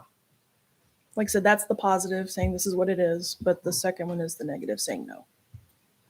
Can you read the second paragraph for me again? I Sure. think I got your thing. for And with the first part. change, second paragraph to read, district facilities and or property are not public forums for the display or distribution of political, religious, or personal viewpoints. Employees may not post or display materials, promote, hold on. or convey. I'm I mean, sorry, okay, got it. Sorry. where? Yeah, no, go ahead. Start that sentence again. All right, okay. Employees may not post or display materials to promote or convey a political, religious, or personal message. What do you mean? by In, post or I would display? say in things district facilities or property. Okay, It's just a clarification. The way that you read it now, without that clarification, sounds like it means anywhere or anything, which then would be problems with Or. free speech things. that's fine. That's why I said, please keep it straight.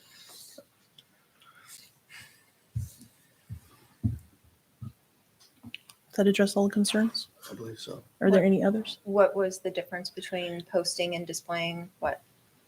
I don't know why it was there different, but just the post or display.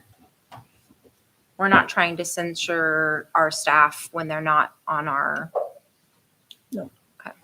The only concern I would have on the second, because we are expanding this out, is that if a teacher or a employee of the district outside of their job duties, and I'm just using an example, goes to a protest that happens to be at the school district, and they bring a sign and they post a sign during that, you're going to have potential free speech issues there because it's not during work hours. Are you going to be requiring people to remove their bumper stickers from their personal Yeah, I thought about owned that. vehicles? So are you suggesting that it needs to be? You cannot limit Free speech. employees' speech Sure. outside the classroom, Right. other than specific examples. So the way that this reads now could be construed to say, look, you're limiting, you can't post anywhere. It needs to be limited to as furtherance of their duties. Does that make sense? Okay, so, I mean, my original thought process was more Cafeteria. classrooms, buildings, hallways, basically common spaces, That's why I went to Football common facilities. areas, football fields. I don't know that parking lots, That's a district facility. That's a district. Yeah. field. okay. Mhm. That's district property. So if we just say in common spaces within the building, I don't think the issue is the space, though. I think the issue now is personal rights yeah, on their time. Because I think we addressed that with what you had. We still haven't crossed the bridge that Robert's talking about Right, here. but Which I is mean, in the furtherance of their duties, you said? I would Correct. say it would It's- be hard. It sounds like to me that what we're wanting is really stuff within inside the school building. Am I correct on that? yeah. I mean, we're not, I mean, unless I'm I- correct. What we don't want is we don't want government-sponsored speech. Understand. Yep. And so anything that could be construed as government-sponsored speech should not be allowed. Now, I don't know how we convey Right. that Yes, political, semantically Yeah, religious, or non-curricular. personal, non-curricular. within, the framework of Do you put that? the policy that we Non-curricular? want. I don't think that anybody would be able to argue that bumper stickers on a car in a parking lot would be Here. the government, And I pronouncing didn't, speech. and obviously I didn't draft this original right? policy, KSB did. But I think when I think they're looking at classrooms, I think that the reason they limit it to classrooms in this is because that is what's actually, it's an easy way to narrow it down to what is actually speech. Because generally people aren't going into the classrooms Mhm. unless you're going and being taught, right? I Right. understand the expanding of that It's- essentially it's to the the captive library or something audience like that. But Issue. If you want. again, but I mean, we can write it however you'd like. It's just, I want to make sure that when we're drafting it, that it's not in a way that is over scoping, that somebody would look at the plain letter of what it says and say, well, now you're trying to limit my speech outside of my working hours. That's what So- the district has to be careful about. With Robert's input, let me read what the new policy might say based on the input of the board members. IF would read, materials displayed in and around a classroom are generally considered instructional materials and must comply with board policy. Then that goes into all the other policies that they're connected to. They may be selected by the classroom teacher, but should be grade level appropriate and aligned with subject matter being taught. Materials or displays not meeting this criteria subject to removal by the principal. That's paragraph 1. Now, the big change is here, where district facilities or property are not public forums for the display or distribution of non-curricular political, religious, or personal viewpoints.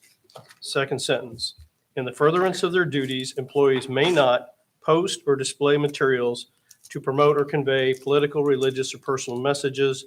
And then last principle, last policy principle wouldn't remove personal items.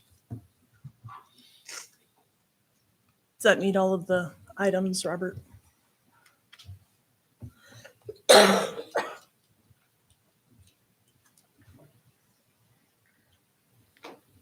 I'm kind of curious what personal message.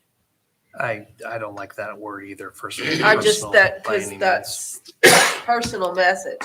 So if you have a shirt that says, love your neighbor,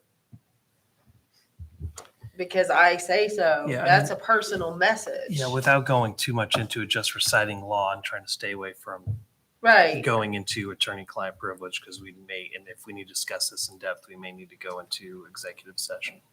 But the law generally says that, and this is why we have IKD and IKDA regarding religious materials and things like that, right? And you can also go within the classroom setting, can prohibit teachers from talking about political affiliation, posting with political affiliation when it's outside the curriculum. Personal message, I don't know what that means. I think it's very broad. I don't know what that means, to be very honest with you. So Should we just delete that? It just sounds like a double-edged no, I sword to agree. me. When I read it first, I don't know what that means. Yeah, I don't know what that means either. Does it mean that, I don't know, I can't wear a Lord of the Rings T-shirt. Can't put Lord of the Rings on. That's a personal. I just don't So know. we I don't limit- know, man. You know, I don't know. So if we just go political or religious messages? I mean, to me, that would be the would be the limit on that portion of it. And then again, I would still limit it to somehow as far as furtherance of their duties. Because again, it's one of those situations where, and I'll use another example, although I don't think we do this, but okay, what if we were to rent out a middle school for a local church to use on Sundays, and one of our teachers is part of that, and as part of that, they have temporary displays? Are they in violation of that sounds like a ridiculous example, but the way it's written now, would be a violation of the Well, policy. we put the So- in furtherance of their duties at the beginning of that sentence. Is that not adequate? Shall I read it again as we have it right now with current discussion?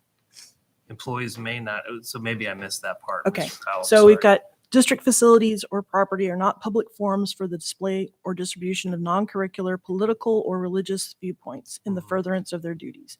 Employees may not post or display materials to promote or convey a political or religious message.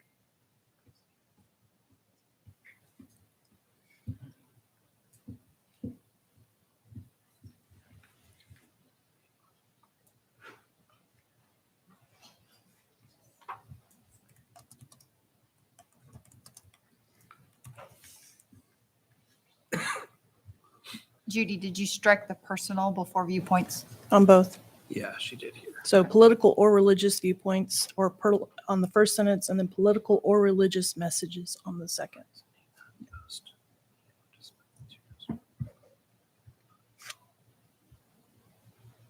I can give you my scratch up if you like.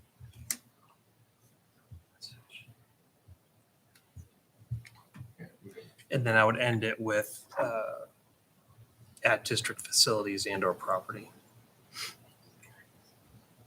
On the second sentence? Correct. End it? So Okay. it would read, district facilities and or property are not public forums for the display or distribution of non-curricular, political, or religious viewpoints, period. In furtherance of their duties as employees of the district, comma, employees may not post or display materials to promote or convey a political or religious message at district facilities and or property. Okay.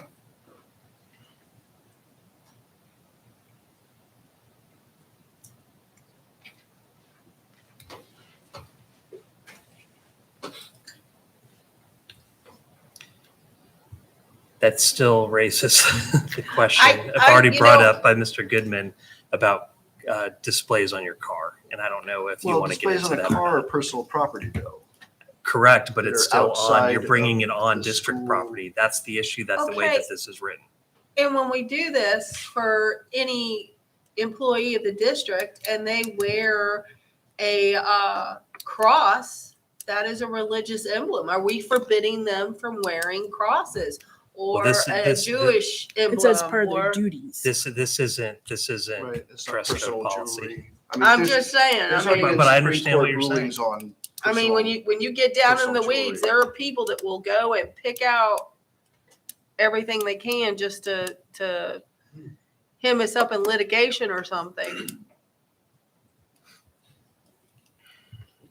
I mean, there's already been a lot of established Supreme Court precedent on a lot of what you're talking about. I understand, but Hasn't there? I understand. There's a difference between application and what a policy says. Okay. You don't want a policy black and white that looks like something's a violation of a law, because then someone can challenge you on it.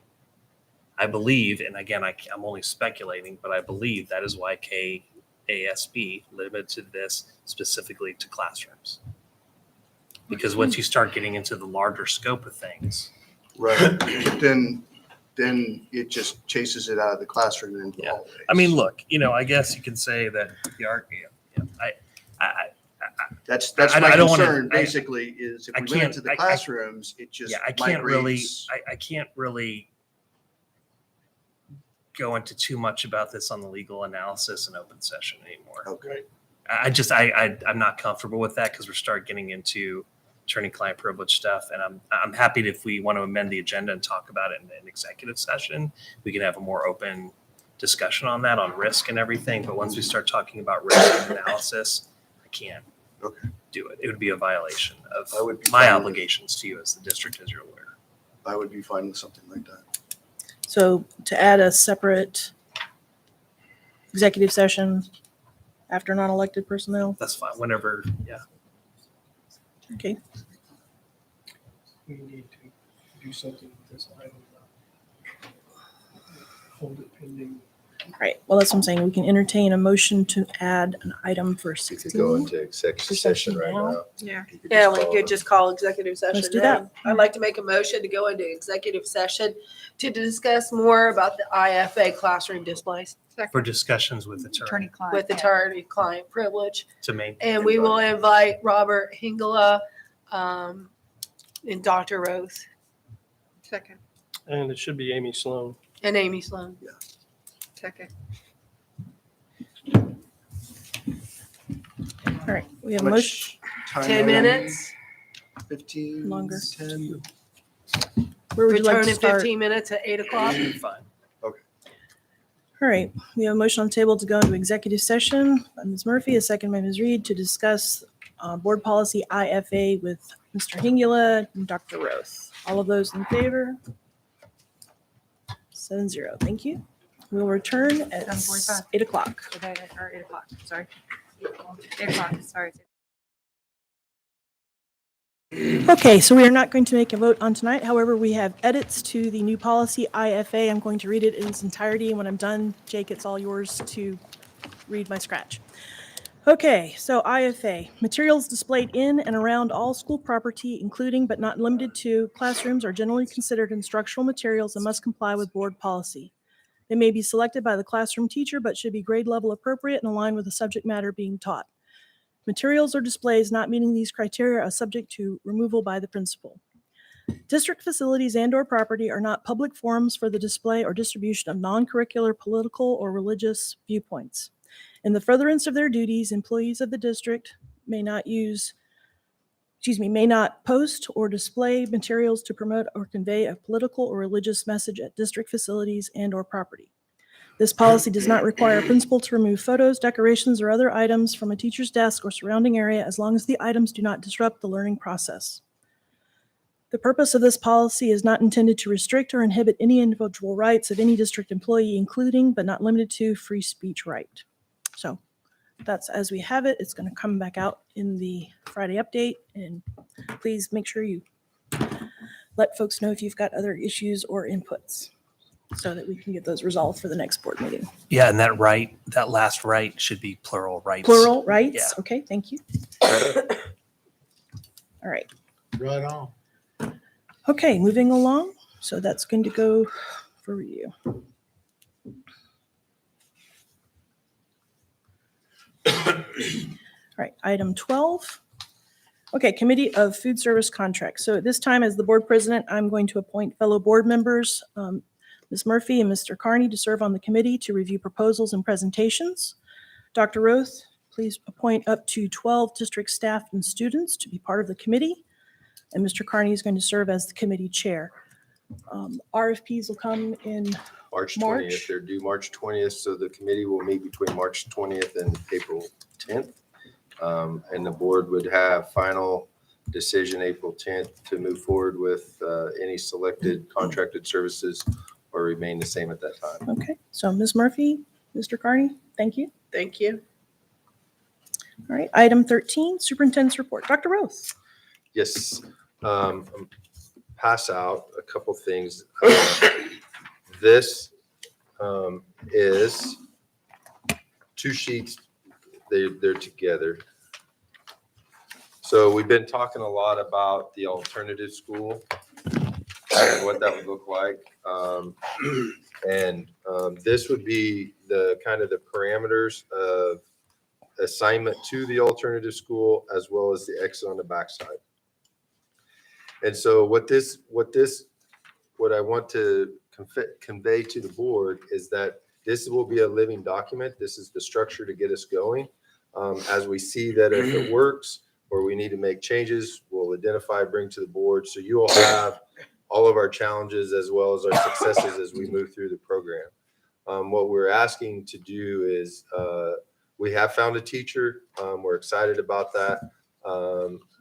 So you'll hear more about that in executive session on personnel, as well as possible some administration change as well. But anyway, this is the parameter around it. It's been sent to the Post. The Post has not made any changes or asked for any changes. So we feel like this is a good foundational structure to begin the program. Our intent with board approval would be to begin this program for the fourth quarter, and it would still operate as a K-3 program. We do have Matt and his team have created space. We appreciate the parents as teachers. They consolidated, worked through some things, still have their playroom, still have the opportunity to serve those kids. This will be housed at Nettie. And again, it's strictly a pilot program for the fourth quarter to make any changes, see what has worked, see if it's been a benefit in the district, see if kids have transitioned back into the programs. And so Ms. Batson has worked with principals. Principals have been in communication, I believe, with their building leadership teams. And it would be on a recommendation basis for discipline. Okay. Any questions of Dr. Rose or Ms. Batson? Again, I want to emphasize a living document. It can be fluid as we move through this because we want to create a great educational experience for our kids to see if we can get them back, find triggers, and move on. Okay. So to confirm, Dr. Roth, you're looking for permission to start fourth quarter as a pilot program for K through 3. Correct. Okay. Anybody else have questions or comment? Are there any plans to, once this is done, to expand this? Yeah, so our hope is to make it a K-4 program and do it a year long. But we're trying to really try to see what it looks like in a short period of time. Our hope was to start it earlier, but staffing was an issue. And so we feel like it's trying to start it right now, starting it on a quarter and giving it a true picture of that piece would be a good foundation to see how next year would start. But next year, if we could find additional staff, naturally it would expand. We have 2 rooms. We have the potential to do 20 to 24 kids. We don't want to get above that, but we only have 1 staff member, so we're trying to get between 8 and 12. And this would be a single classroom. Yes, to For start now. with, correct. And with staff. And like you said before, at this point, we will share some staff. Correct. Yeah. Correct. And this being done in conjunction with Fort Leavenworth? Yes. Yes. Fort Leavenworth would be part of this, and they would share 50% of the cost.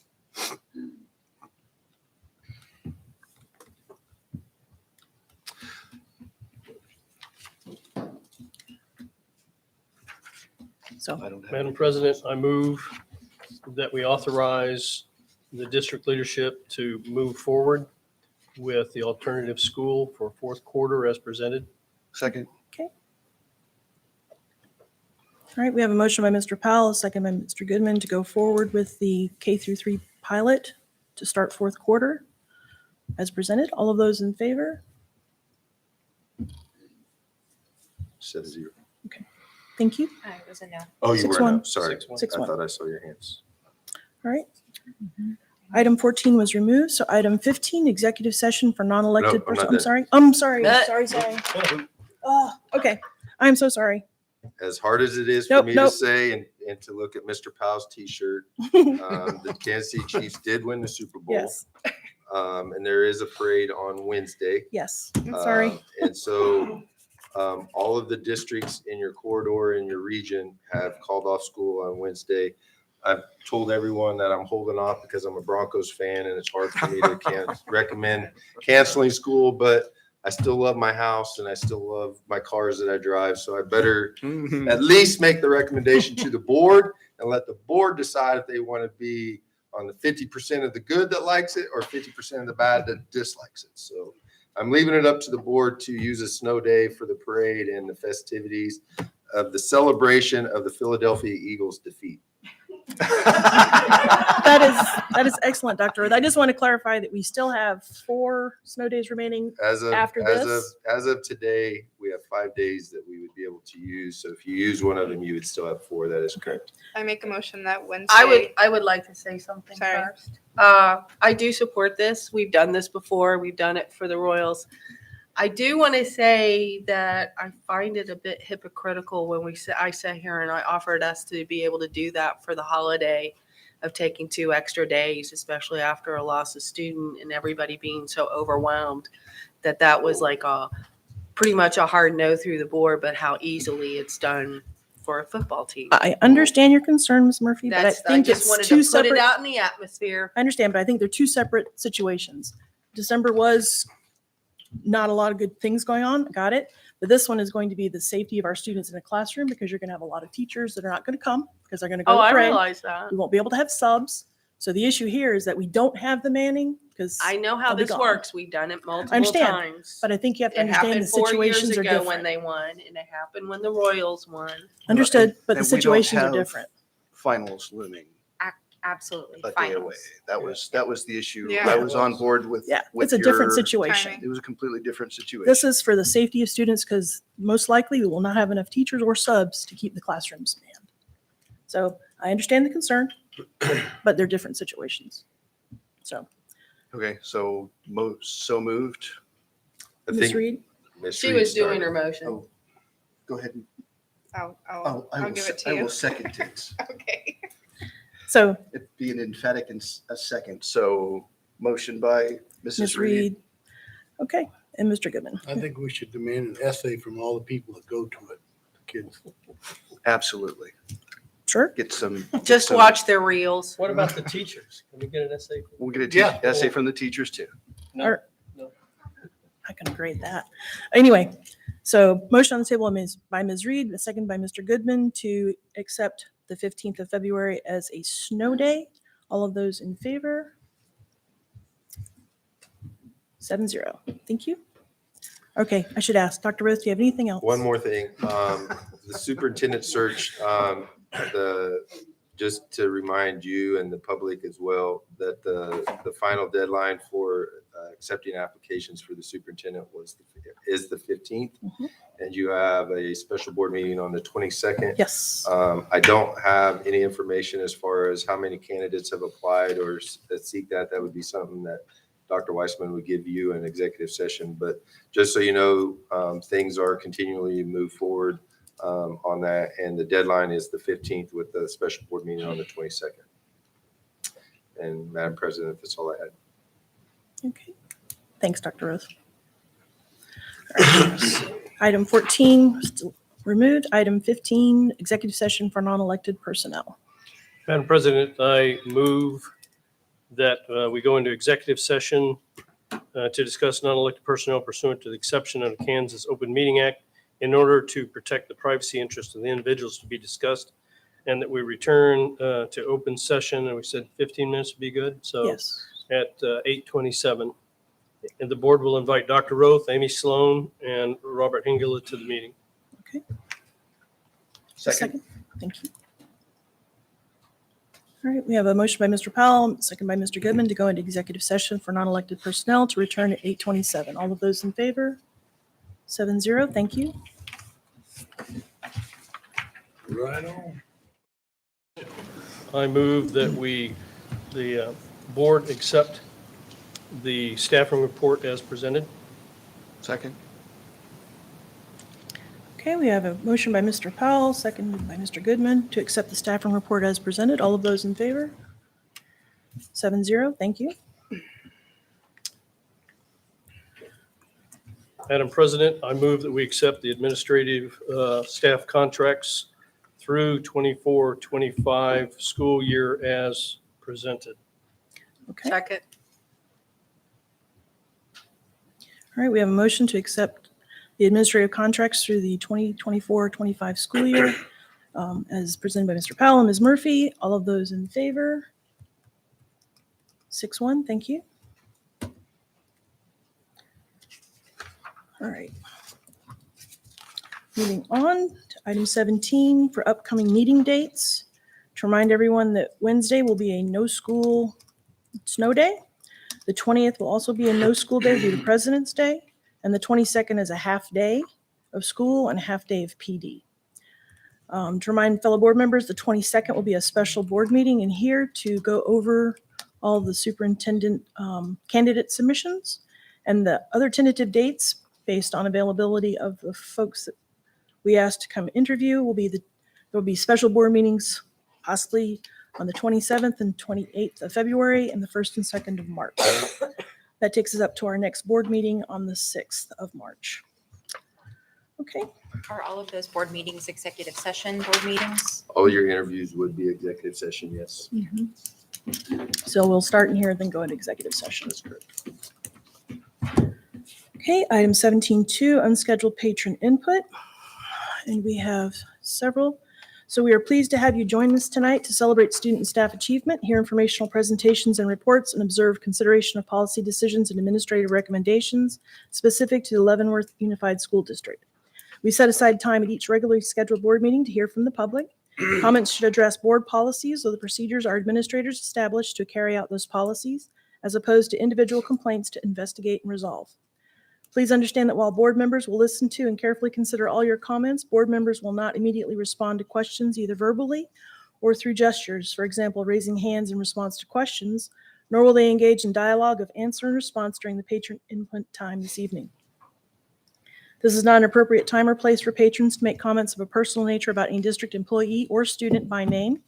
Persons making comments which violate the privacy rights of district employees or in students will be asked to terminate their remarks. If speakers have concerns specific to an individual student or staff member, please make an appointment with superintendent, and those concerns will be documented and shared with the board. Each patron is reminded they have 3 minutes to speak and will be given notice when 15 seconds remain. If a group is in attendance with the same interest, we ask that a spokesperson be appointed to deliver your message. As a unified board committed to desired outcomes for our school community, we ask that comments not be directed at individual board members, but addressed to the board as a whole. Thank you for taking time to address district business and policies with the board. And for unscheduled patron input of Ms. McAllister.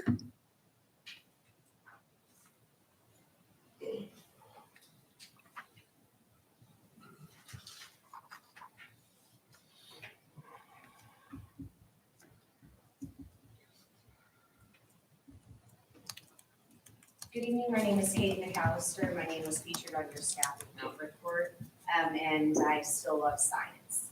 I resigned a month ago today after spending 2 years at David Brewer as a building aide, not as a teacher. I spend my time building relationships with my students, helping them understand the importance of making good choices, even when it's hard, and standing up for what's right, even when it's scary. District policy does not protect district employees and fails to align with our mission statement of setting every student up for success every day. Failure to take solution-based action after crisis only perpetuates chaos, never creates calm. And in chaos, learning and growth cease to exist. In a school where teachers and support staff are afraid to do their jobs as educators and reasonably defend themselves, when a student in crisis gets physical, your building aides and parents find new jobs, and your teachers, well, a lot of them, they're not coming back next year. The radios that were referenced earlier that are used for safety and security, I personally used one to call for assistance and help, well, it fell short of coming. The bus, well, it officially has no wheels now, and now your teachers are falling off too. I implore you to examine district policy and align it better with our district mission statement. Thank you for your time.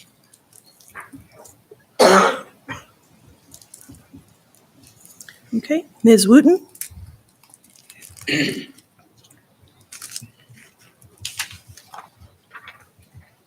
evening, and thank you for allowing me to speak to you tonight. My name is Jenny Wooten. I'm a resident and taxpayer in this community. I'm also the proud parent of one Leavenworth High School graduate who has gone on to her master's degree and is a successful 25-year-old working professional. Additionally, I'm the parent of a current LHS junior who is working to achieve his own successes. I am thankful and impressed with the education my children have received in this district. They have benefited from rigorous classes and exceptional and caring teachers. As of late, this board has spent much time deliberating books, which books are taught in classes, which books are available in school libraries, and various other debates of the sort. Debates about posters on walls and pictures on desks and similar matters seem to dominate the business of this board. At the last meeting, I heard a passionate appeal from a board member requesting that the district make the process for challenging curriculum and books easier. And she proposed opening up this process to anyone from anywhere, a clear and continuing pattern on her part to politicize this board and bring the culture wars into our schools. It is a small matter to make sure that those issuing complaints about books are associated with the USD 453 student as a parent or guardian. Concerns of grandparents who are not parents or guardians can certainly be relayed by a parent. A political action group member from California or Florida should have no voice in what my 17-year-old reads. In fact, my 17-year-old is quite old enough to make a determination about his own reading, just like he can drive a car, hold a job, or take college classes. I'm here this evening to tell you that we do have problems and that none of them have to do with books. Our kids are not reading books. It is no wonder literacy rates are declining. They are informed about world matters from the uncensored and unmoderated technologies they hold in their pockets.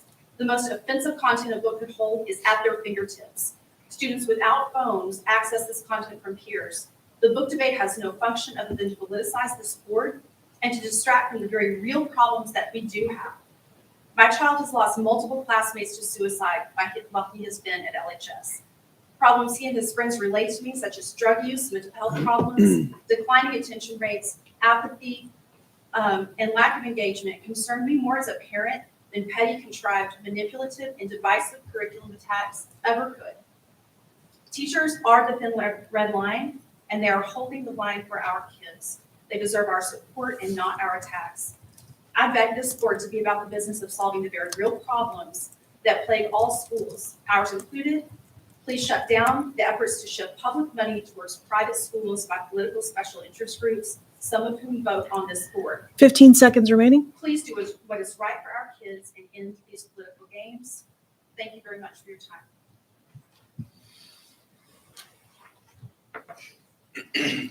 All right, moving on to item 17.3, board member comments. Ms. Reed?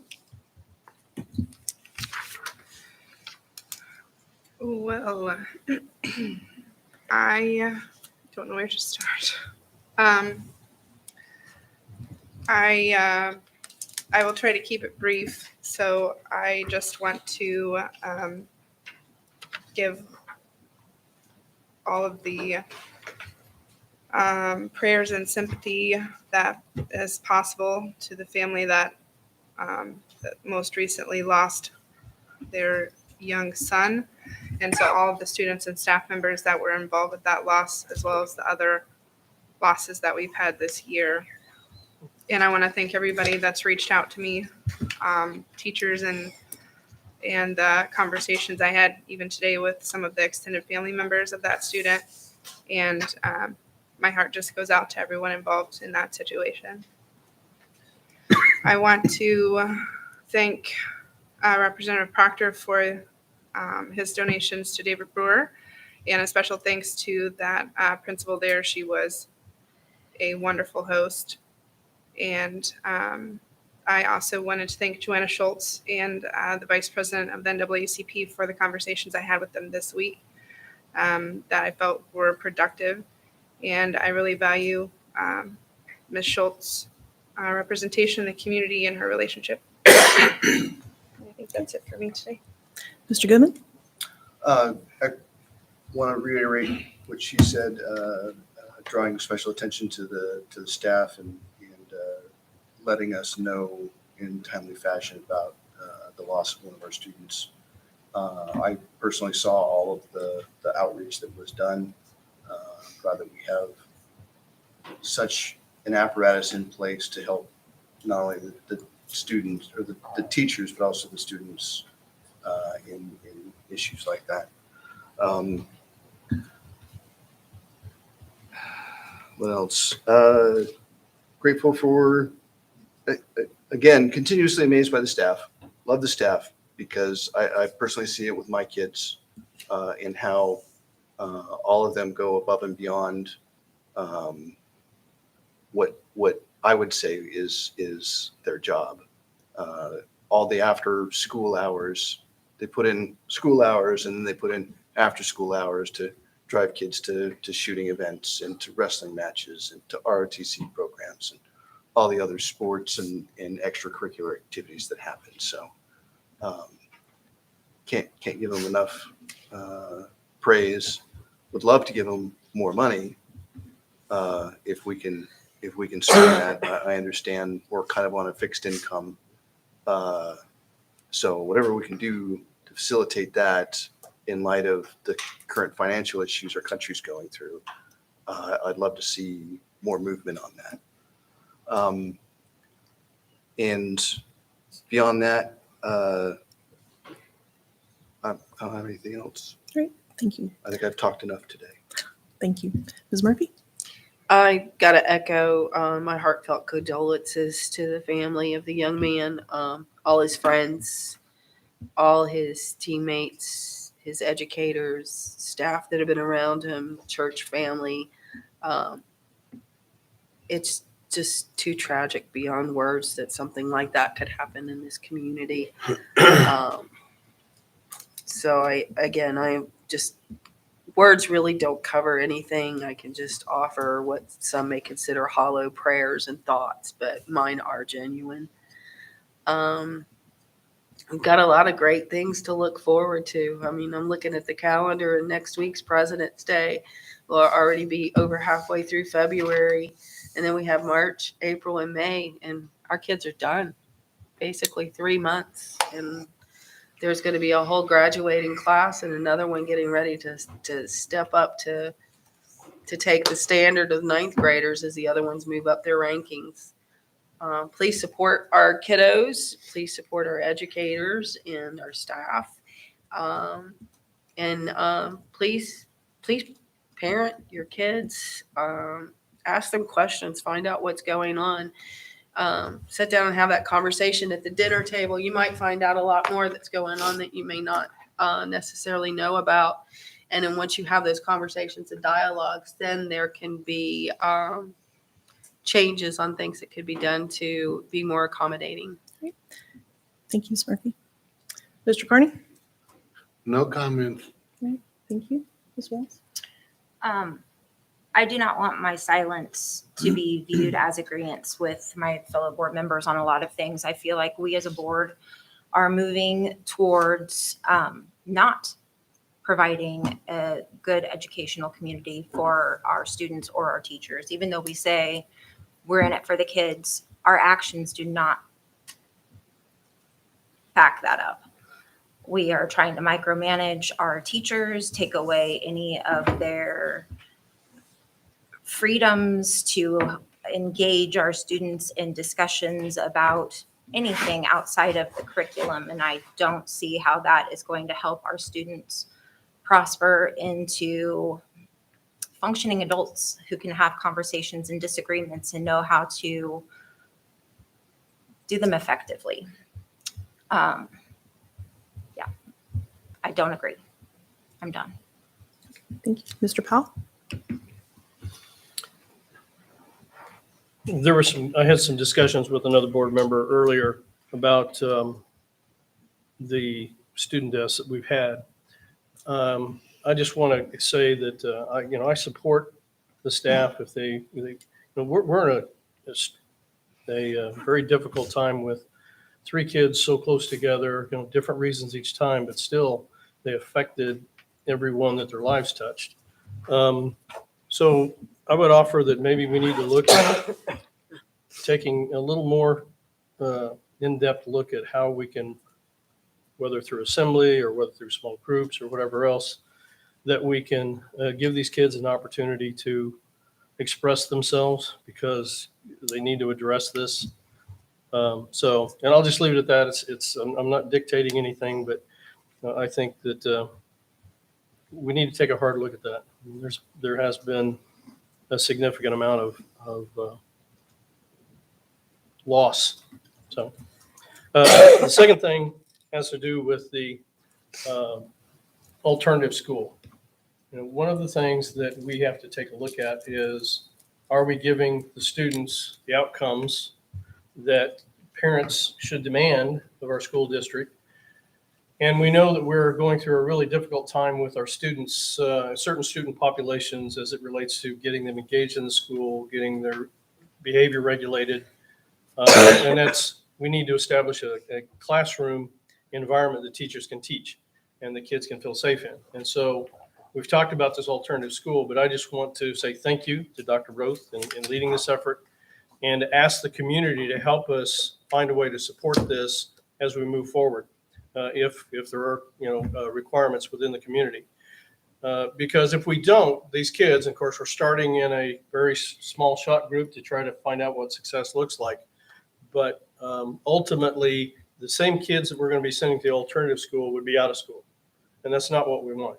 Putting kids out of school does not get them an education, but having an alternative way of trying to reach them is the next best step, I think. And I appreciate the staff and everybody else who's pushed so hard to try to help us keep these kids in school. And then the last thing is that we just attended a career and technical education group in Manhattan. And it's just amazing to see what other schools are doing and tying into, just like we talked about the alternative school, where they tie a relationship between a kid who's in the alternative school and they figure out really what this kid is about. And then they start immediately trying to tie them into what their expectations for the future is in CTE programs that are being successful. So for the rest of the board, hopefully you'll see thoughts and ideas in the not too distant future on that part of it, the CTE program, how we can get it beyond where it is now and get it to what our kids really need, because they're only successful if they're successful post-secondary, not while they're in school. And thank the teachers. We don't say that often enough, I don't think. Sometimes we get wrapped up in all these other things. So I thank the administrators and the teachers and the staff just for where we are this year, because it's still difficult, but you guys are hanging in there and you're fighting for every one of those kids. So thank you so much. Great, thank you. Dr. Roth, you had an Yes, I know that Ms. Price likes to gavel when she's done, so I wanted to jump in. I meant to say this in my superintendent's minute, but I got a chart. I attended a meeting, and there's a chart, and I'll hand this out. But this is the 1900s to 1910, what public education looked like, and kind of what was required. And there's some interesting things that have been added, and it just gives a view. It's not all encompassing, but it gives kind of a view of what education has really transpired since the 1900s, and some of the expectations and some of the things that have been added by law and some of the things that have been just added because it's public schools. So you can look at it if you want to. I just found it interesting because there's some pretty cool things that have changed over time, and there has been a lot added to public education as a whole. And again, it's nothing official or anything, but I thought it was an interesting read, and it's a quick reference. Thank you for the alibi. All right.